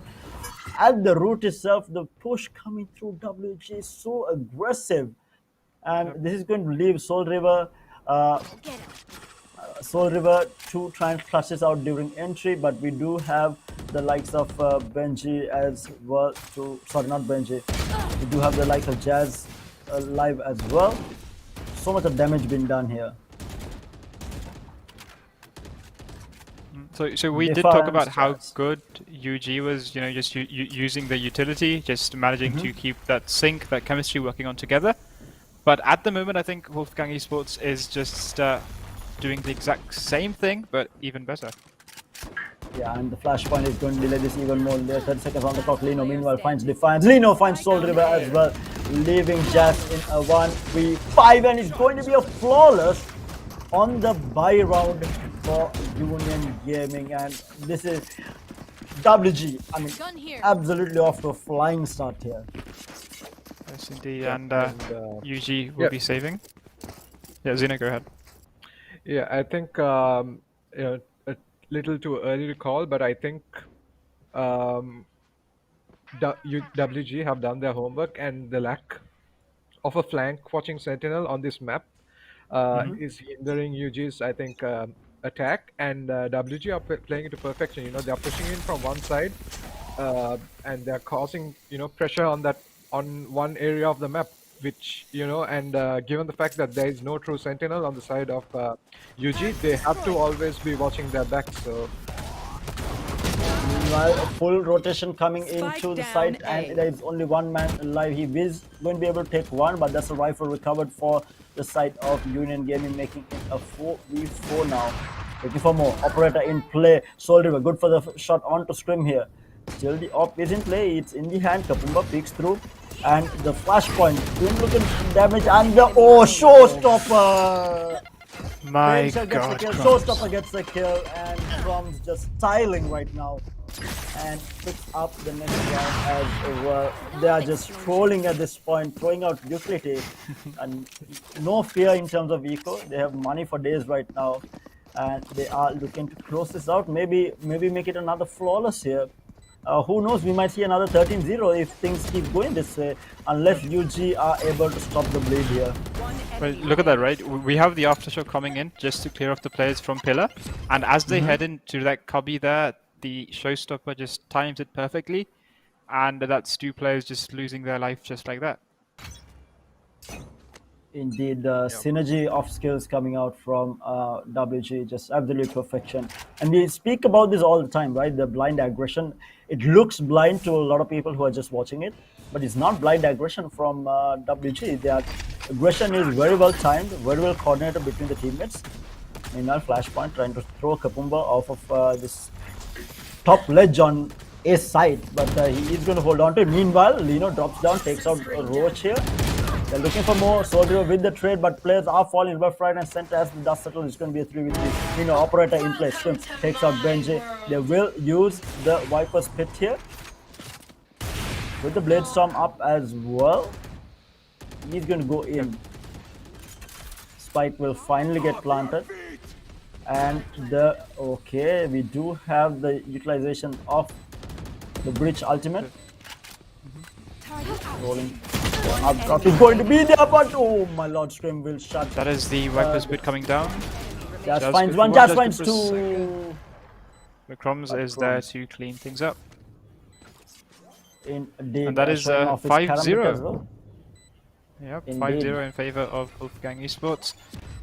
And I think that will lead UG into another save round, if I'm not mistaken. And mind you, Terra, I know you didn't catch the Zyphos UG match on Fracture. UG started on attack, right? And they are on attack right now, and they're 5 rounds down. And I think it once again boils down to the fact that I mentioned earlier. They should always be on their toes, watching that flank, because given how big this map is and given the multiple points of entry, I think not really having that true sentinel, and given how much these guys like to push on the side of WG, it's really Oh, Soul River will find Strim on the dash out there. Lino will get the trade though. Mineral Crumbs sitting inside Kavi will pick up one. Benji with the trade on the vision here. Everyone falling down. Crumbs good for another as well. And now the flash coming in from Lino looking to pick through. He is concussed up. And the flashpoint will throw him out of this area for the time being. But Lino with the operator picks up one. Crumbs for the last man on the Jazz. And that's a 6-0 in favor of WG, making UG look bad right now in this grand final match number 2 here. Yeah, Soul River trying to make a dent there. Was good for one, but quickly traded by Lino. and the read was so good from WG. They've stacked 4 players onto that B site, and that's exactly where UG were hitting. So they just left, I think, Kapumba, on that A site alone as the Viper, and the hit came onto B site, so perfect read. And once again, if you look at this, it's 4 players stacked onto the A site, and that's exactly where UG are going. So these reads are perfect at the moment. Brian going to be dodged, and they are going to be able to get one Crumbs good for kill out of Sodro. Benji with the trade on to Lino, but the Penshell getting another kill. But as the dust settles, it's going to be a 3v3. But these are going to be rifles recovered for this side here. Screaming though, looking to push this. Yeah. No way. Do they clear him? I think Scrim is waiting for the res to come up. There you go, Benji. For the res, but no! Spike down. Scrim was reading that perfectly, was good for the kill, and dashes back to safety. Gives them a frenzy and a shorty, just for good measure. They do have more guns. But Defiance! Good God! That's what What it is calls- this that we're seeing? You're paying for your troll, buddy. You try to troll them with weapons, but Defiance is like, nah, you ain't doing that. Not today. Oh my god. You do it once, shame on you, but do it twice and I will tap your head. Yep. 30 seconds left. Oh, good God. That was a dirty shot. I mean, the reaction speed to hit that shot, because obviously there's something as ping to worry about as well when hitting a shot, and then the frames that you need to hit that shot with. It is a very small duration where you can get the shot off, 10 and seconds Defiance just times it perfectly. And with that, they will get the spike down at a side. It's going to be a 2v2. That shot, that play coming out might have costed them the round here. Hey. Yes. Yep, this might actually be the first point for the side of Union Gaming. It is a 2v2, but Here. it is Scrim with the operator in hand. There are a few angles that they Kapumba going cannot to check. drop down. Last player standing. He will get shut down. That's Rose shutting Kapumba down. They're looking over Scrim. They know the location now of Scrim. Who is going to pick this though is the question. He's going to use the smoke, trying to get himself out here. Switches into a Phantom. He's going to be good for one, but Defiance is going to shut him down.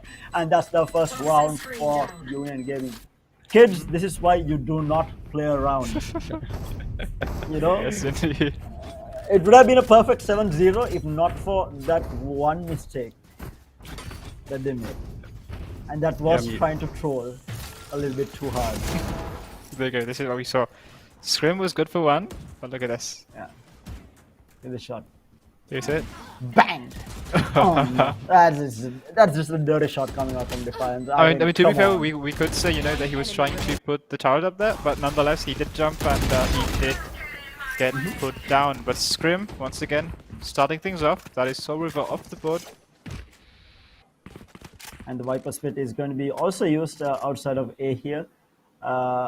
Again, I'm not sure which side to call A tower side, A mains. I'm confused. But either way, the Viper Spit is going to be A main? Okay. Yep. Okay, that's the other side is the dish side, right? Yeah, okay. Yep. Yeah. Okay, cool. Dish drop. Yeah. Yep, and then you go B main and arcade. Okay. But we do have the rest of Union Gaming going in towards this B side here. But no real aggression still into the side. There is a lot of utility here. Meanwhile, the Rolling Thunder is going to be used. Penshells are going to delay things for a little while. They are going to go in. Lino blinds through. Not going to find a play. Meanwhile, Kapumba will find Defiance. The Resurrection is going to be there. Crumbs will find one as soon as he does that, he will get shut down. Jazz and Benji finds another. Killjoy lockdown in hand. He's going to get committed by the looks of it. He's going to run away, but the lockdown is going to get committed. The rifle recovered. Will get taken down by the flashpoint. And Shrimp Spike left planted. in a 1v3 here. Hey, going C. Going C. It's going to be a tough one for him to fight Going though. C. Going C. Yep, just making good use of Making those sure- inbuilt voice line. callouts. Yep, the voice lines. Yep. He is clearing angles well. He will take down Jazz. That's a headshot onto him. Will probably tap it. Spots one. Benji peeks through. Into abrupt, and he will get shut down by the Champions Vandal coming out from Benji to get the second round on the board. This all started with that troll coming out from yep, the jump, which was shut down by Defiance, and this is 6-2 on the board for the side of still in favor of Wolfgang Esports here. Yep, they did have a momentum going, but Union Gaming slowly getting back into pace, understanding how WG is approaching this map, and they are managing to put a few rounds on the board for themselves as well. Turret out. Watch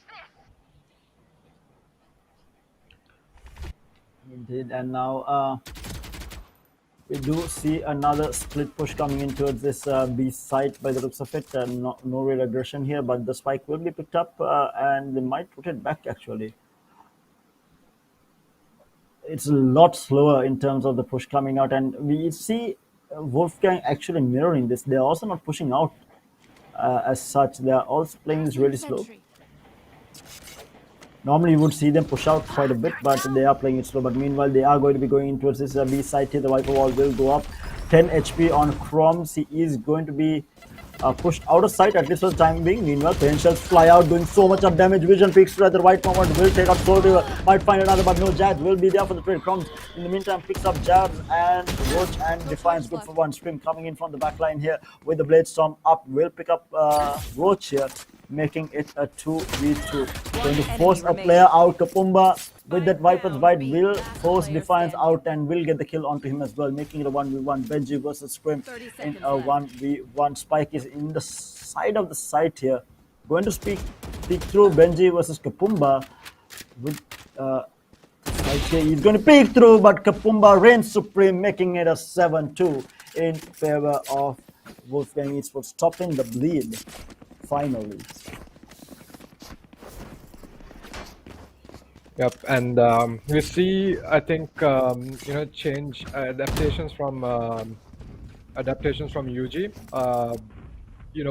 They realized the aggression from this team, and they knew they were on a disadvantage. If they do push out from one side, so they're waiting for any aggression, and I think WG read that. They did push out a little, but when they knew that the side of UG were waiting for them, they just fell back and they took it.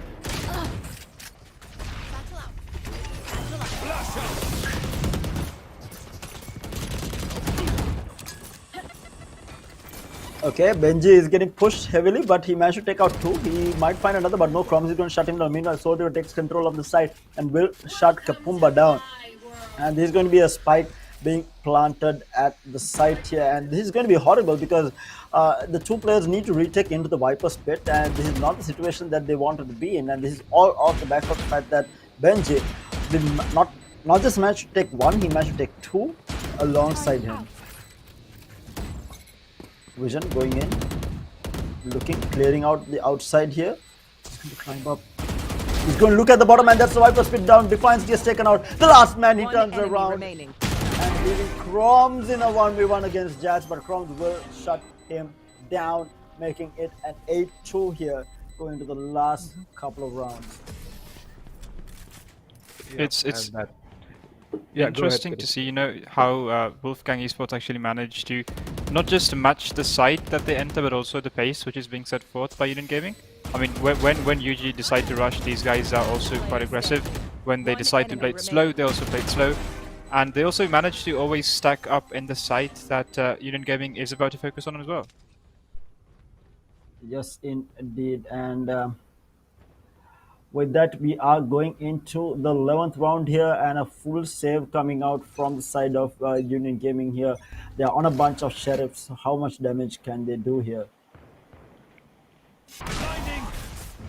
Very fast aggression again. WG realizing how strong they are with the better weaponry here is going to be pushing out and looking to catch players off guard here. Another flash out, and Scrim is going to pick with the operator, not going to be able to get this shot, but Lino in the meantime will be taken out by Soldier with that headshot. Scrim is going to be there for a trade onto Jazz, but Crumbs here with the showstopper will take out Soul River, and they are going to be pushing forward. Lino Vision in the meantime will find Defiance and looking for the last two players here, Roach and Benji left. Roach will tag one down. Actually, I think Benji. One enemy remaining. They will find Roach in the meantime. Down to the last man. Scrim with the wall bang to finish Benji out, making it a 9-2. Last round before the switch. Might be a 10-2 half by the looks of it if things keep going this way, but we do have a full buy from the game now. Enemy kill.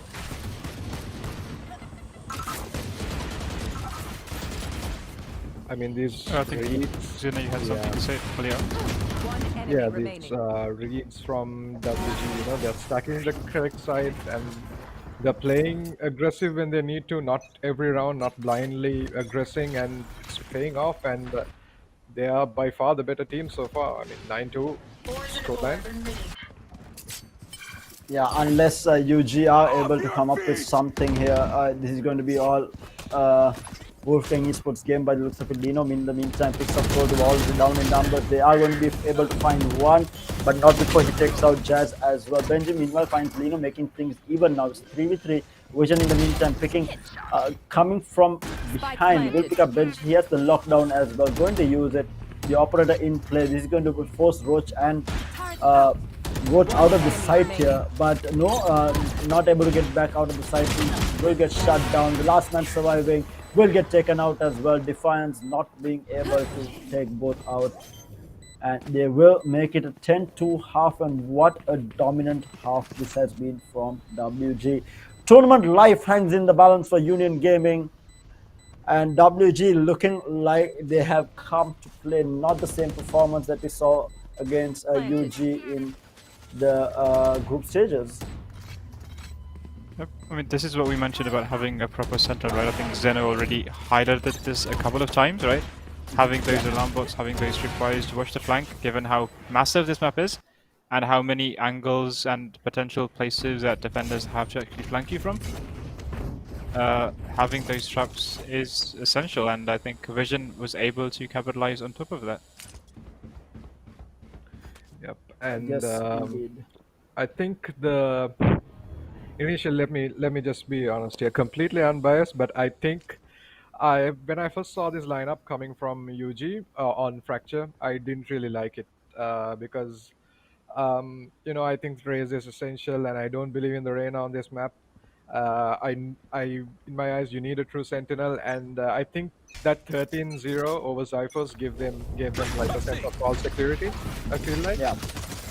And we are still yet to see the next half of this map, but I think Spike Yeah, down. with that, A. we have gone into the second half, and that is Roach getting the opening kill, but will get shut down from Crowns, who was coming through dish there into drop, and will get the trade here. So it's going to be a 4v4 going into the side. Satchel's out, they are pushing forward. Good God. So they were good for one. Immediate trade of Vision and Crumbs picking them apart. Union Gaming, last two players alive here. Soldier will shut Vision down, looking for more. Jazz with the headshot onto Crumbs as well, leaving the last man surviving. Soul River. Good God, my man. Picking up 3 kills there to shut everything down. And the right path to a comeback here. 10-3 after the pistol round, and they are on the defense. And it's going to be interesting to see. I mean, we were talking about True Sentinels, right? How it is needed on attack. How much is a True Sentinel needed on the defense here? on this map, One enemy I remaining. feel like yes, Sage is good for those delays, but once again, you can't really keep your utility and just rotate away. So because of how huge this map is, I think once again on defense they will have a small problem, but more defensive. Oh, we have a play, but I force think buy. the competition is- Yep. Force by coming out from WG here, but Defiance will shut him down on his initial aggression. Vision is there for the trade. Crumbs will pick up another as well, giving numbers advantage to Wolfgang Esports. Meanwhile, Roach will pick up one onto Vision, looking for more. Will pick up another. No, Spike Jazz is going to be down. able to get that kill onto Lino. Kapumba. In the meantime, we'll find Benji on the other side of the map here.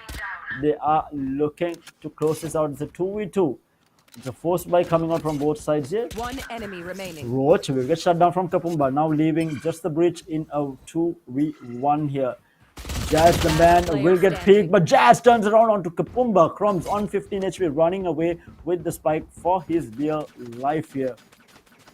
If Crumbs clutches this with 15 HP, that's going to be crazy. Both players extremely low on HP. I think Crumbs has around 15. I think Jazz might have around 20. 22 maybe, Spike planted. but both are playing with no HP at all. Going to Satchel just to be safe, out into the A main area. Yeah, sure. Chrome's just giving us a small show there. Yeah, making sure that he peeks at the right. The prediction from this man is absolutely insane. I'm pretty sure Jazz did not make a sound there. Yeah, He just decides to open the door. Busy right now. Yeah.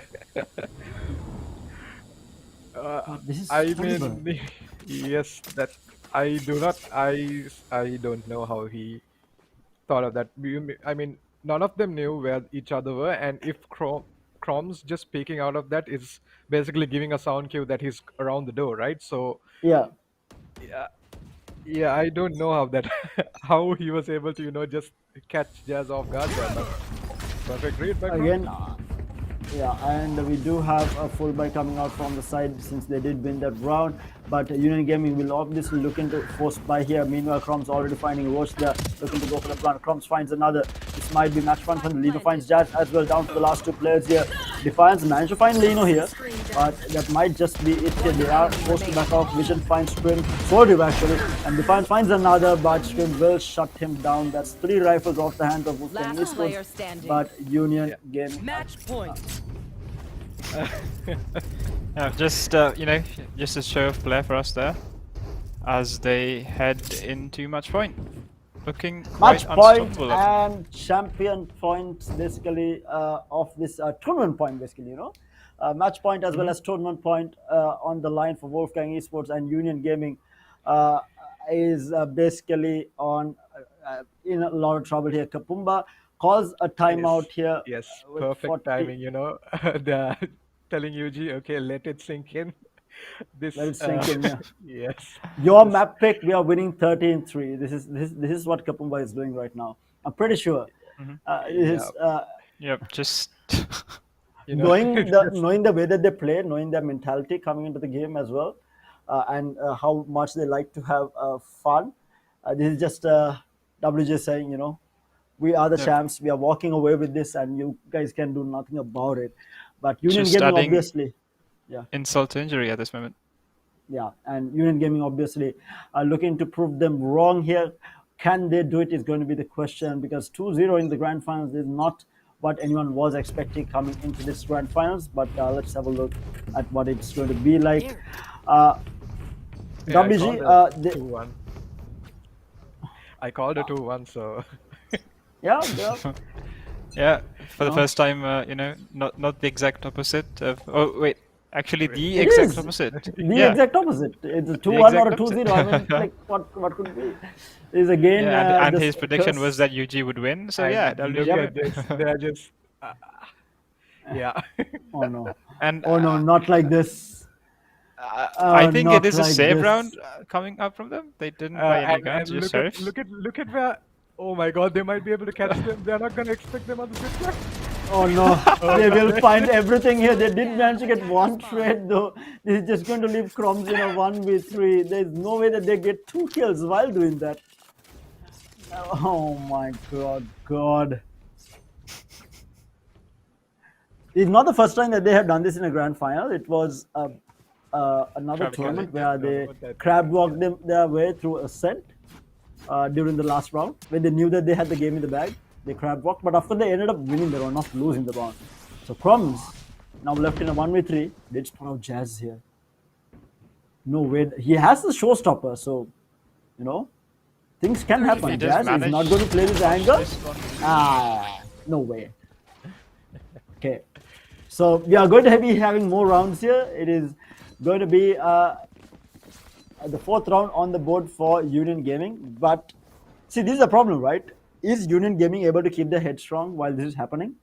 While Wolfgang Esports is doing this, is going to be the question. How much is it going to tilt them? Is going to be the question. But of course, a lot of experience on the side of Union Gaming. Things like this obviously will not bother them. I mean, we have the likes of Roach, Benji coming in on this side, and even Defiance. These three players have been playing for such a long time, and obviously he's kind of used to stuff like this, and might not let it tilt them. But meanwhile, we do have the round card. Meanwhile, Vision picks up one. The trade is going to be there from Roach here. Yeah, it's going to be a rifle recovered for the side, but it's still going to be a 4v4 with this aggression coming out. It's going to be a To be fast hit honest, towards this side. I'm not quite sure why Vision decided to go with the Spectre anyway, given the fact that I do believe they have enough money to just buy rifles at this point. But nonetheless, it is a Spectre that we have in the hands of Vision, and look at this, they are taking their own tactical timeout in the spawn to try and discuss the strats heading into the remaining rounds of the match. Making sure they are not seen by anyone, you know? They don't catch them out. The smoke is up for good measure. Good measure. Just in case someone, you know, rotates through the zip line and kills them. But meanwhile, they are going for a fast aggressive scrim, dashing into the side, just disrupted for the time being. But Kapumba will find the kill onto Roach, but Defiance will find one, and so does Jazz. Kapumba with the trade onto Defiance, but it's a 2v2. Rolling Thunder comes out. 30 seconds Lino left. and Kapumba in trouble here. They are pushing out hard. Kapumba has the angle here. He's going to maybe find one. Soul River for the trade, making it a 1v1. Soul River versus who is left here actually? Soul River versus Lino. Yeah. Yep. And Lino just playing around here. Will get spotted out, and Soul River puts him down. Union Gaming on the road to a comeback here. Yeah. I mean, 12-5. This is 3 rounds that they took. Yeah, Zeno, don't say anything. Don't you dare say anything. Yes. Don't you dare say anything. We won a match 3. Do not say anything at all.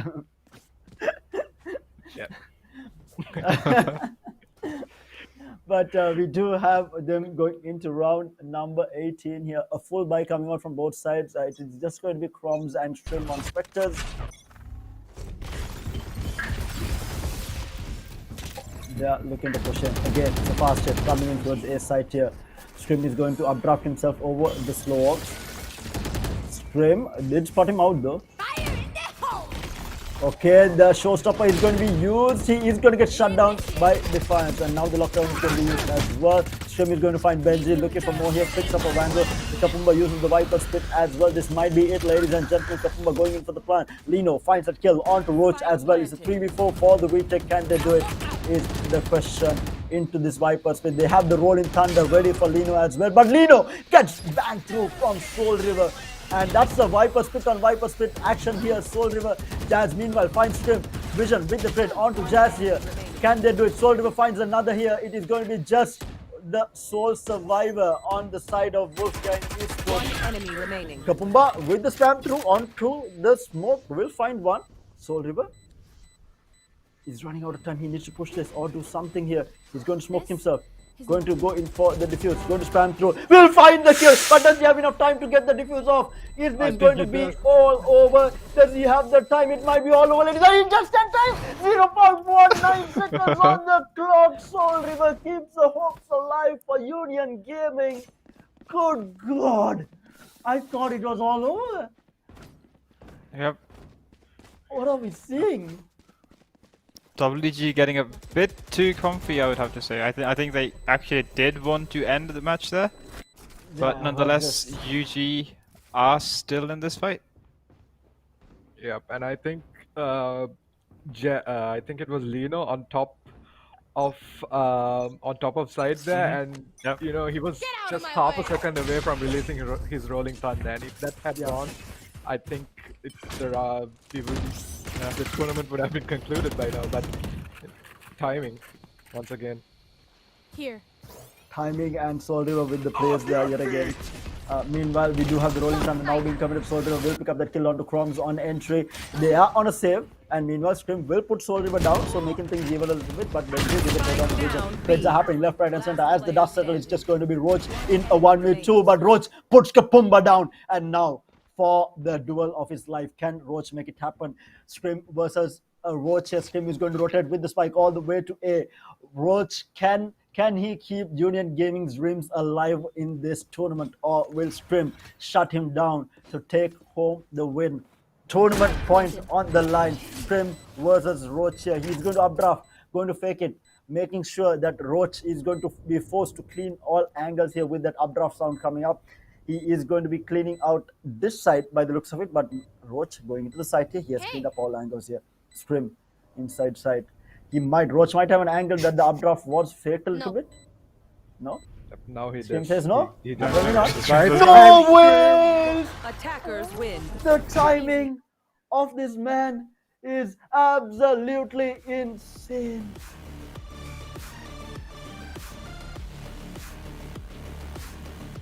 And what a play coming out from WG, taking it home. They were trolling for a while there, but cleaning things out in very convincing fashion. And I need to go back to the timing on these people. Like, what are these guys on? Crom speaking at the right moment. Scrim, timing could not be more perfect, and they don't know where these players are at, and that's just pure timing of just predictive timing coming out from WG. Guys, thoughts of this matchup? I mean, I'm lost for words here. Zena, you can start with your predictions and all. This is all. This I'm not gonna say planned, but I knew this was gonna happen. That's all I'm gonna say. But I did tell you Chroms is gonna pop off on Fracture, and yes, that's something I didn't get wrong. Yeah. Indeed. I mean, Ray's mains for this map has been absolutely insane. We have seen every time we saw Fracture, it was Ray's dominating. We saw Fracture twice now, or thrice rather, but in the previous one we did not see the Rays. But with the likes of, the likes of Chroms, and then we had, who was it on the side of Maximum Esports? It was Zipper on the Rays. Both the Rays mains just, popping off like crazy. But as the dust settles, we have crowned the #1 team in the country for the year, and it is no one else other than WG. It looked a bit scary for them during the group stages. Everyone was questioning, is this the same WG team that we saw? I mean, come on, man. After that grand finals performance here, taking it 2-0, and after that last performance on Fracture, mind you, the map that was picked by UG, WG making it look just too easy at this point. It looked like a very even game on that game #1 on Bind, because they were putting up a really good fight. UG was putting up a really good fight, but this was just those 5 rounds. It felt like it was given at some point. 2 rounds maybe, yes, UG fought for it. The last 3 rounds that they won, it felt like it was just WG giving away a couple of rounds, just to see how it is and just to see how the other side lives, to be under pressure at some point. They just played without absolute pressure from the side of WG. But what an instant performance coming out. And again, this is going to change things up completely. Now, the problem here is for the overall stats, WG did get a walkover from Zyphos during the group stages. This is going to affect the kill leader positions a lot, because I feel like WG, having fragged out so hard, Chroms and Scrim should be up there, but they did not get to play one game because they were given the game. But yes, they get a 13-0 out of it, but they don't get the kills that go along with it for the kill leader position. So they are going to be at a bit of a loose end here. But whereas Roach did frag out on this map as well, yes, not as much obviously, but he did manage to get quite a bit of kills for himself. And this is going to help him in getting to the top of that leaderboard, because we did see Zipper take the #1 position with 197 kills or something. And then we did see Roach yesterday with around 185 kills. So today's combination should get him on to the top of the leaderboard. We'll have to wait and see once the final stats come in, how the overall stats will stand. But going back into it, what an amazing tournament it has been between all these players and teams. Good showing by all the teams, really good performance coming out. We had some up and coming new talent from the sides of Techmorph and Evox, and then we had old pros not making their way through into the playoffs as well. We had the likes of I'm of course talking about Zyphos, who was running the old roster from Cloy for the most part. Of course, they were not able to play the full roster majority of the games, but having said that, they did fall apart. And then we had the likes of Phoenix Gaming coming in, a very new team from what their manager was saying, but they did have a reasonably decent performance considering the competition that they were up against. But I think the highlight has to be for teams like Evox and Techmov. What a performance they had across the board. Yes, they did not make it to the playoffs, but the games that they did give us were some really good Valorant coming out from those sides.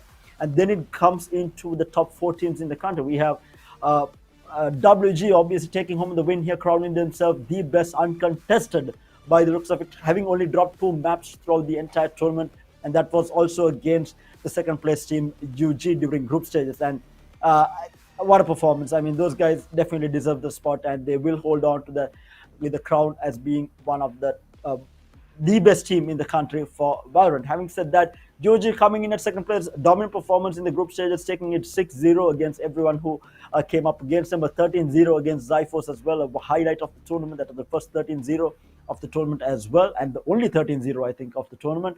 So a very dominant performance coming out from them during the group stages. A really good performance in the semi-finals against Maximum Esports. Very convincingly, it looked like Max were giving them a good fight, but UG just sweeping them out 2-0 to come into the grand finals. I mean, good performance coming out from them. And then going back into NA and Max here. NA, again, they did clinch the third place title, but this was something that might have been predicted before. I mean, we always knew the prediction was that Max and NA would come to the semifinals. But the question was one of these teams going to make it to the grand finals? Can they dethrone UG or WG was the question. It felt like these guys do have the potential, but NA under the pressure, it's always like when they're put under that pressure situation of facing either UG or WG, they just crumble. Or not even these teams. It feels like every time they're put up under the pressure against any team in a pressure situation, they seem to crumble. So this is something that NA will be looking to work at. But they are in no way a bad team. They had such a good performance. 6-0 during the group stages is no small feat. And they had Maximum Esports in their group as well. And then they had Evox also, which they put up a massive performance as well. And then the likes of Phoenix Gaming as well. So they did not have an easy road to the semifinals, but they dominated throughout the entire group stage. But they could not replicate or even give a fight to WG during semifinals, because WG kind of made it look easy during semifinals against Noob Alliance. But having said that, they did take home the third place, beating out Maximum Esports in that third place matchup in a 2-0 fashion as well. Sorry, it was a 2-1, right? Sorry, a 2-1 fashion. But nevertheless, a very good game coming out from them, regardless of what happened on Icebox. It was very dominant from Maximum Esports. But in the end, it was them who took home that third place title.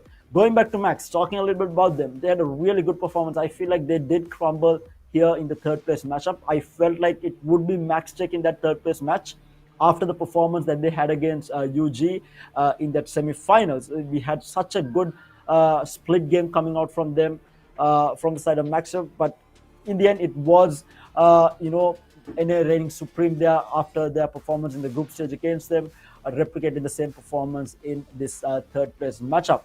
But if we go to talk about the entire tournament, Kiddy, Zeno, what were your most surprising moment? What were the moments that you loved the best about the tournament? Who wants to start? Kiddy start. Okay. I think it was the first match that UG were playing in, or rather WG were playing in. Do you remember when Chroms managed to get a 3K using only his satchels? Oh, yes, this was a good one. That was definitely a good one. Yeah, I think that would be one of my favorite moments of the entire tournament. And then we had the 13-0 against Cyphos. That was actually something great to watch. I mean, maybe it gave them a false confidence, as Zeno did mention earlier, coming into this match. But nonetheless, at that moment, they were completely whitewashing them. And it was a great performance of synchrony to watch, to be honest. Zeno, what about you, man? What are your favorite moments? What's the highlight for you throughout the entire tournament?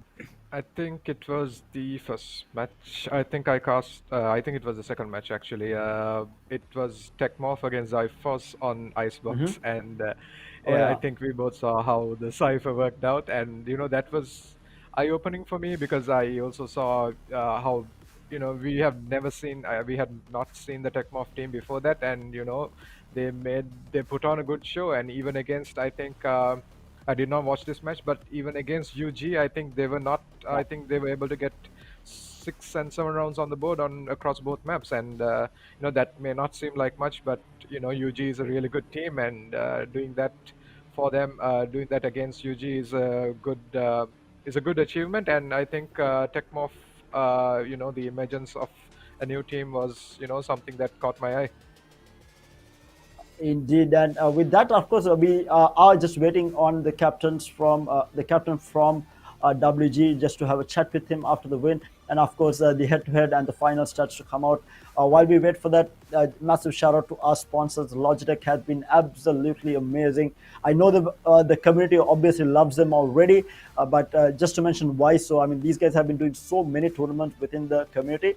Uh, Multiple quarterly tournaments, and now joining with Gamer.LK yet again to have the Valorant Pro League has been absolutely amazing. Let me talk about Logitech in just a short while. Let's head on over and check out the head-to-head of this final match that we saw. And that is it. That is going to be Soul River versus Crumbs for the final head-to-head of the tournament as well as this match.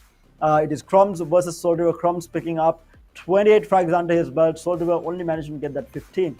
390 average combat score in a grand final. What an insane performance coming out from this man, the raise main in the country.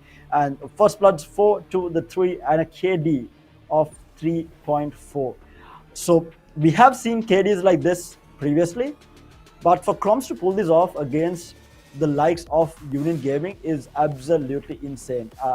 It is not a scoreline or average combat score or a KD that you want to see when you're up against a really good team like Union Gaming.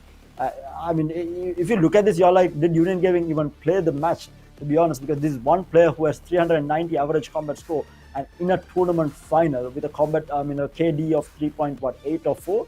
I mean, absolutely insane stuff coming out from Crumbs. Might even walk away with the MVP. I'm not entirely sure. We'll have to wait and see how the final tally is. I cannot remember what it was exactly in game number 1, or others I might have had a bit of an idea of how it might have been, but we'll have to wait and see until the final tally comes through to see who the MVP for the grand final is. And like I said, going back to talking a little bit about Logitech, obviously the community does love the brand already. They have been doing so much for the community itself, multiple tournaments, multiple prize pool tournaments, Division A, Division B prize pools, so both as well, giving the teams a way to climb up the ladder without having to face the top dogs right off the bat, which is absolutely amazing coming out from them. And then now joining up with Gamer.LK to have the VPL, which is to crown the best team in the country, and we have the best team in the country right now, and that is WG. Having said that, if you are in the market for some new peripherals, do check out everything that Logitech has to offer. They have you guys covered in terms of mice, keyboards, headsets, mouse pads, controllers, headset stands, webcams, speakers, whatever you need. Whatever your needs might be, Logitech has you covered with its wired, wireless, low profile, high profile, whatever you need. They have you covered to suit whatever the budget that you have to buy a gaming peripheral. I myself, I'm using a G502 on a G240 mousepad with a G431 headset as well. I think I have said the headset name long enough now that I actually remember the headset. Exact model, but yeah, it is the G431. We saw Kyrie actually using the G433, which is a bit of a higher end one. Again, everything to suit your budget, your needs. Logitech has you absolutely covered. So do check it out if you are in the market for some new peripherals, as well as who knows, we might be ending up.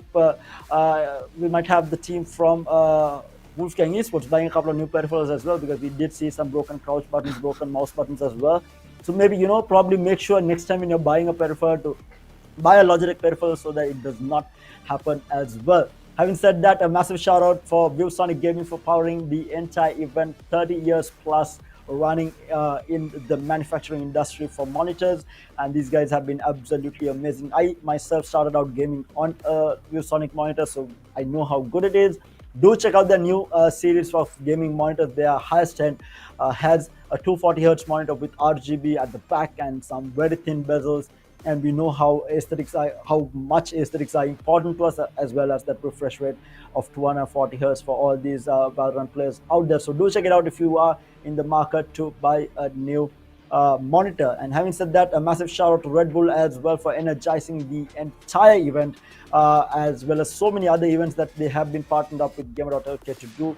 You guys have been absolutely amazing, keeping me energized throughout this entire tournament. Hats off to you guys, and hopefully you will keep joining more and more tournaments that are going to be happening, courtesy of Gamer.LK, who has been the pioneers of esports in the country for such a long time, having so many tournaments from multiple communities, not just Valorant, building up multiple communities, which has been absolutely insane. Having said that, guys, we should be heading into the MVP and the final stats, as well as a small chat with the captain, hopefully, from the winning team as well, just getting everything sorted. But in the meantime, do not be disheartened to the teams that lost. You guys had an absolutely amazing performance. Just some brilliant Valorant coming all the way throughout the entire tournament. You guys have been absolutely amazing. But going back to what we were talking about, some interesting moments. You already have a lot of clips on the Gamer.LK Facebook fan page. Do go and check it out. And with that, we do have the MVP on a screen here. It is going to be Chroms taking the MVP of the grand finals. Very well deserved to be, for sure. 626 average combat score, not average, combined combat score across the two maps. What an insane performance coming out from this man.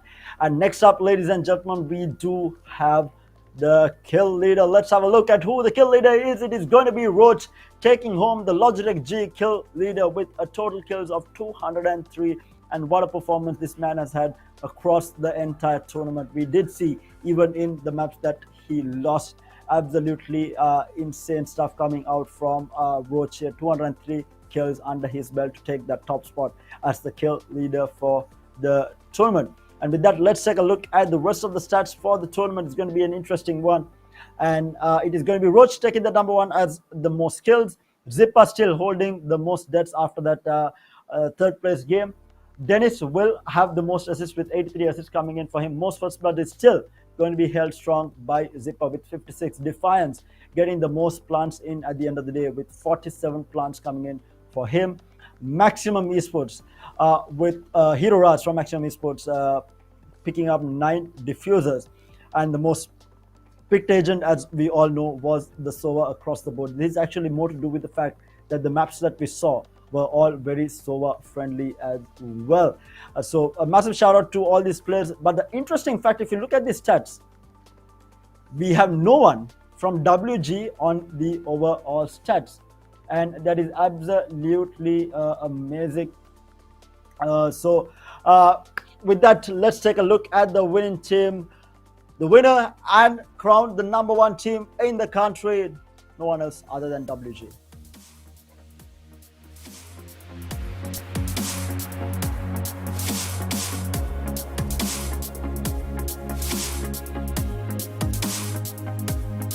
There you have it, ladies and gentlemen. WG taking that number one spot.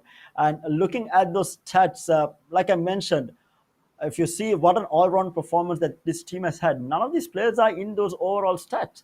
That is just goes to show how good these players are when working as a team. They have been such an absolute team-oriented play style. We had seen blind aggression coming. It looked like blind aggression, but in the end, it was just a very dominant performance as a team coming out from Wolfgang Esports. Having said that, let's have a chat with the man himself, the MVP for the tournament, the captain for Wolfgang Esports. Kroms is going to be joining us.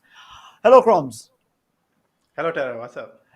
Uh, how are you feeling right now? I mean, what a dominant performance. What are your feelings right now? I mean, I'm feeling good. We did win that game, but we came in to have fun here, and I guess yeah, we did have fun. Okay, so I was just mentioning the fact that overall stats, when it goes to most kills, most defenses, deaths, and all that, none of the players from Wolfgang Esports are there. What are your thoughts on that? I think the reason for that is because everyone in our team plays our role. Like if I'm a duelist, I play my duelist role, and the controllers do their job. So I guess it's equally balanced. So that's why we're probably not on the list. Okay, we did see a lot of fun moments across the tournament. I mean, you guys gave most of it to us as well.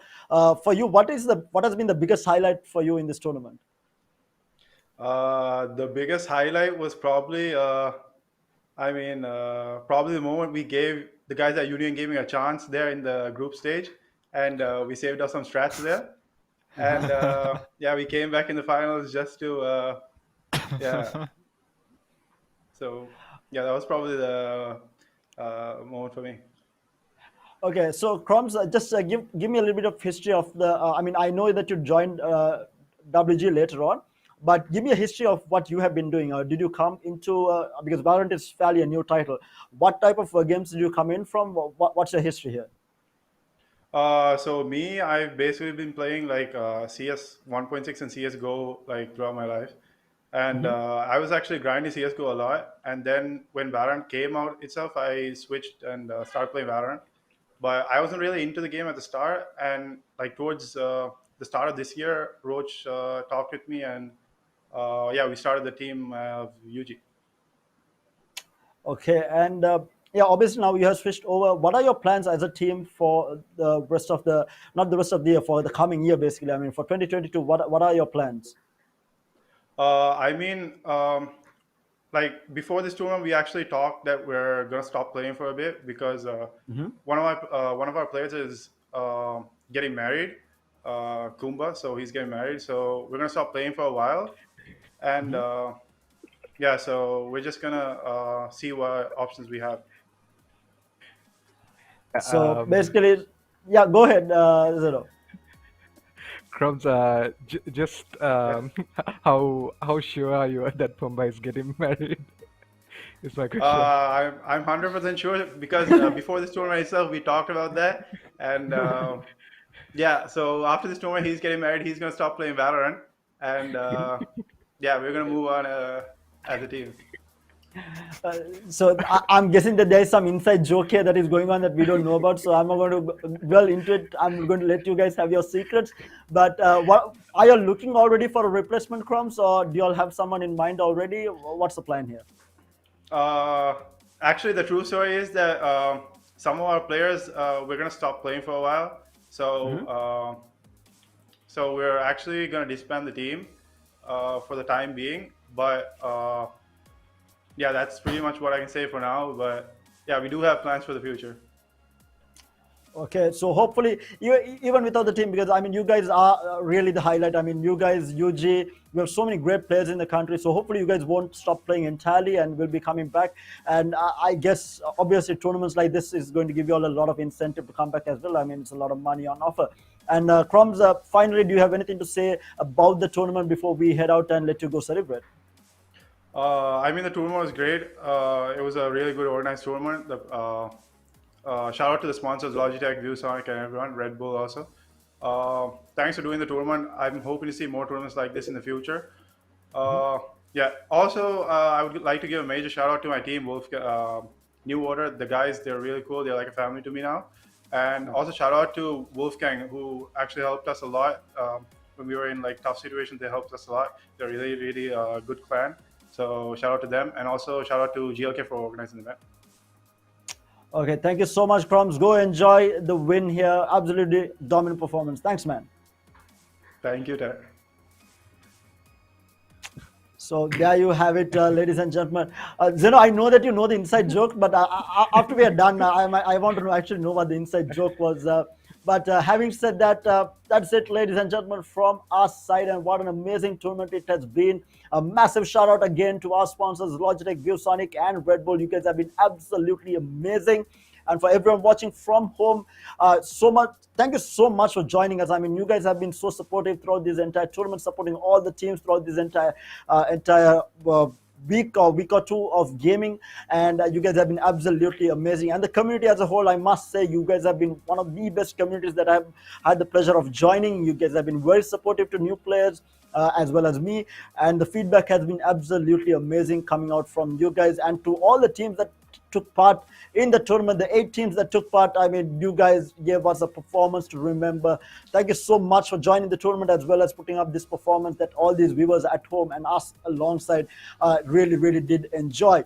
And before that, again, before anything, a massive shout out to Gamer.LK, the production crew, the referees, the observers. You guys have been absolutely amazing, catching out some really key moments throughout this entire tournament. You guys have been doing an absolutely amazing job. And also, before I head out, thank you, my casters who have joined me throughout this entire tournament. We had Kitty, we had Zeno.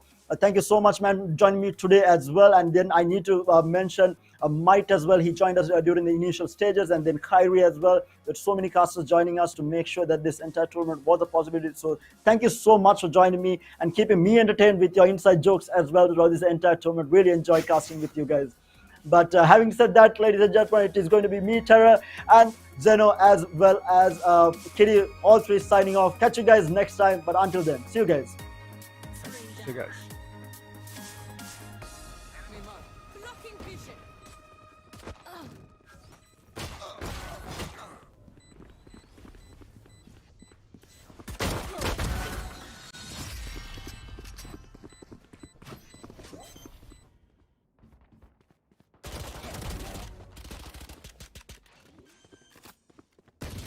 One enemy remaining. Spike planted.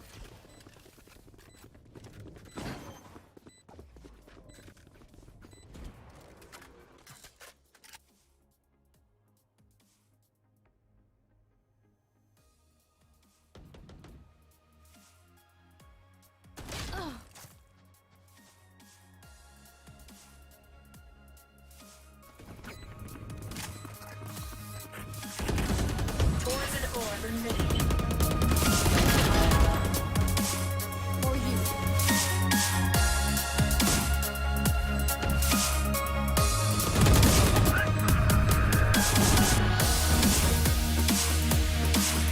One enemy remaining. Last player standing.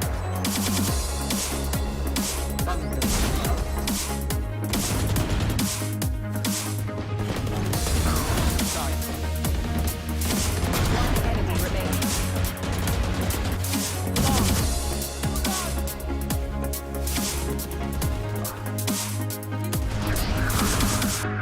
You want to find it? One enemy remaining.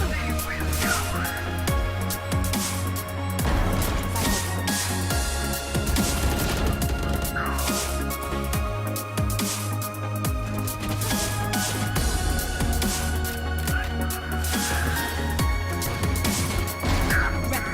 One enemy remaining.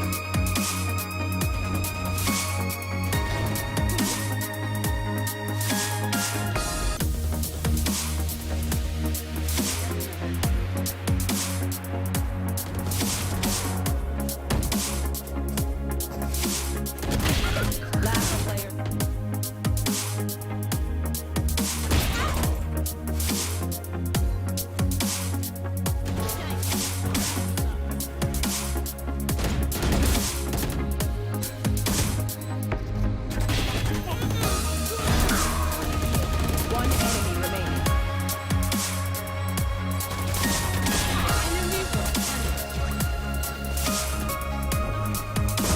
One enemy remaining. One enemy remaining.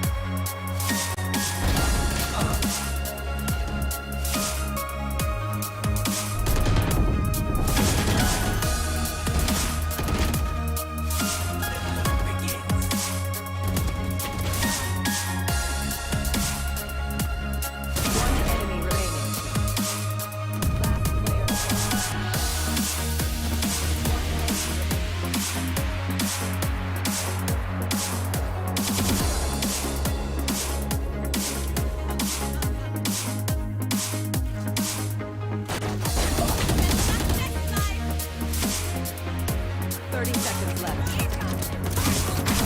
One enemy remaining. Thrifty.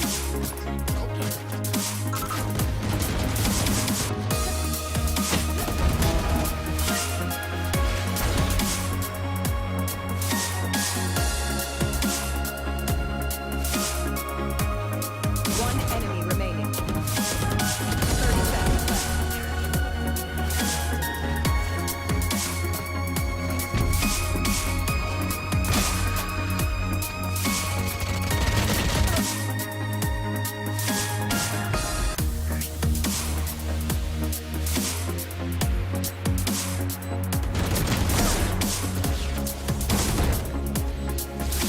Satchel out. One enemy remaining. Last player standing. Grounded.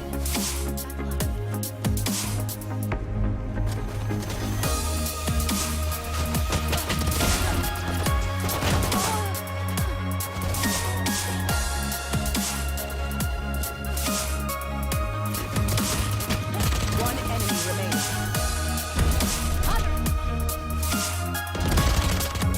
A.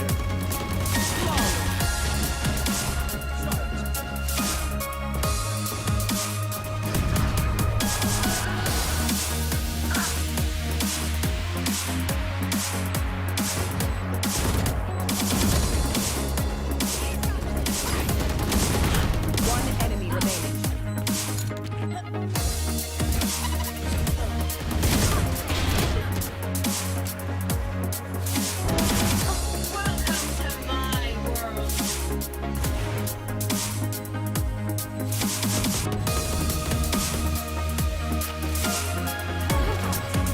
One enemy remaining.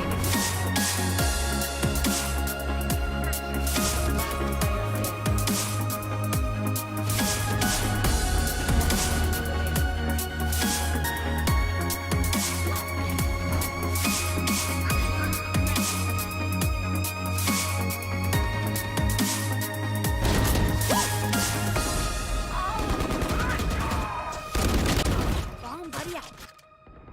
One enemy remaining.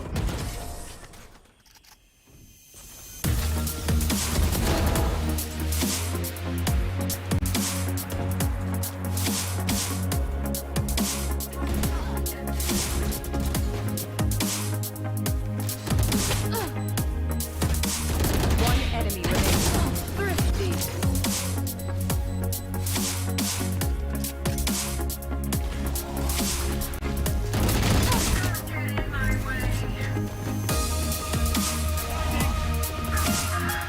You will not kill my ally.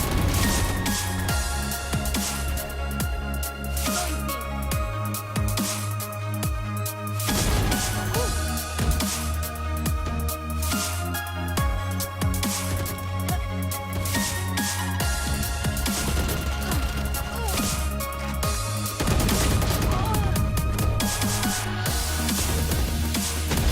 No charges left.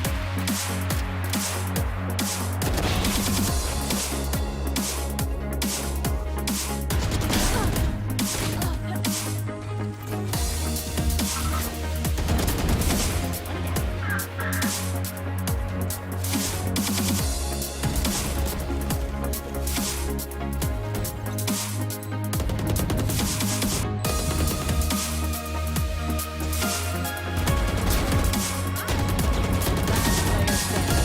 One enemy remaining.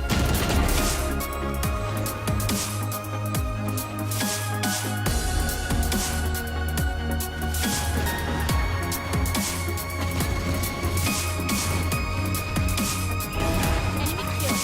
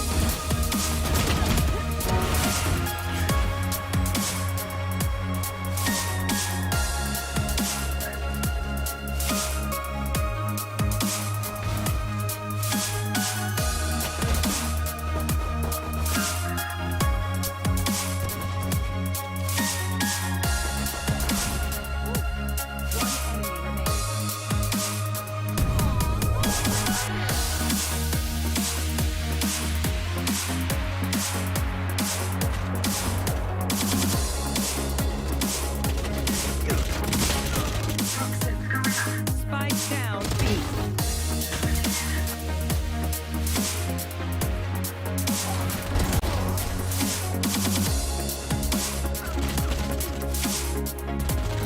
Spike planted.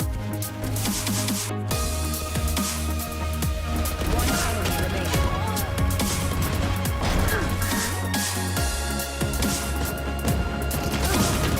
Last player standing. Spike down. Attacker spawn.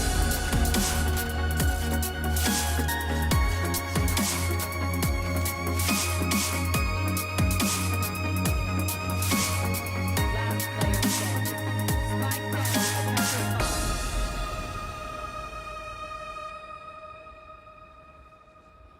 Left.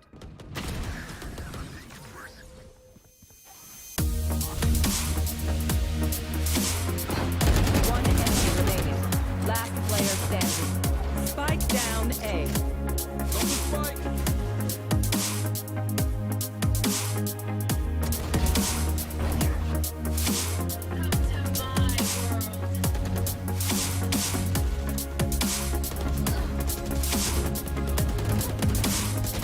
One enemy remaining.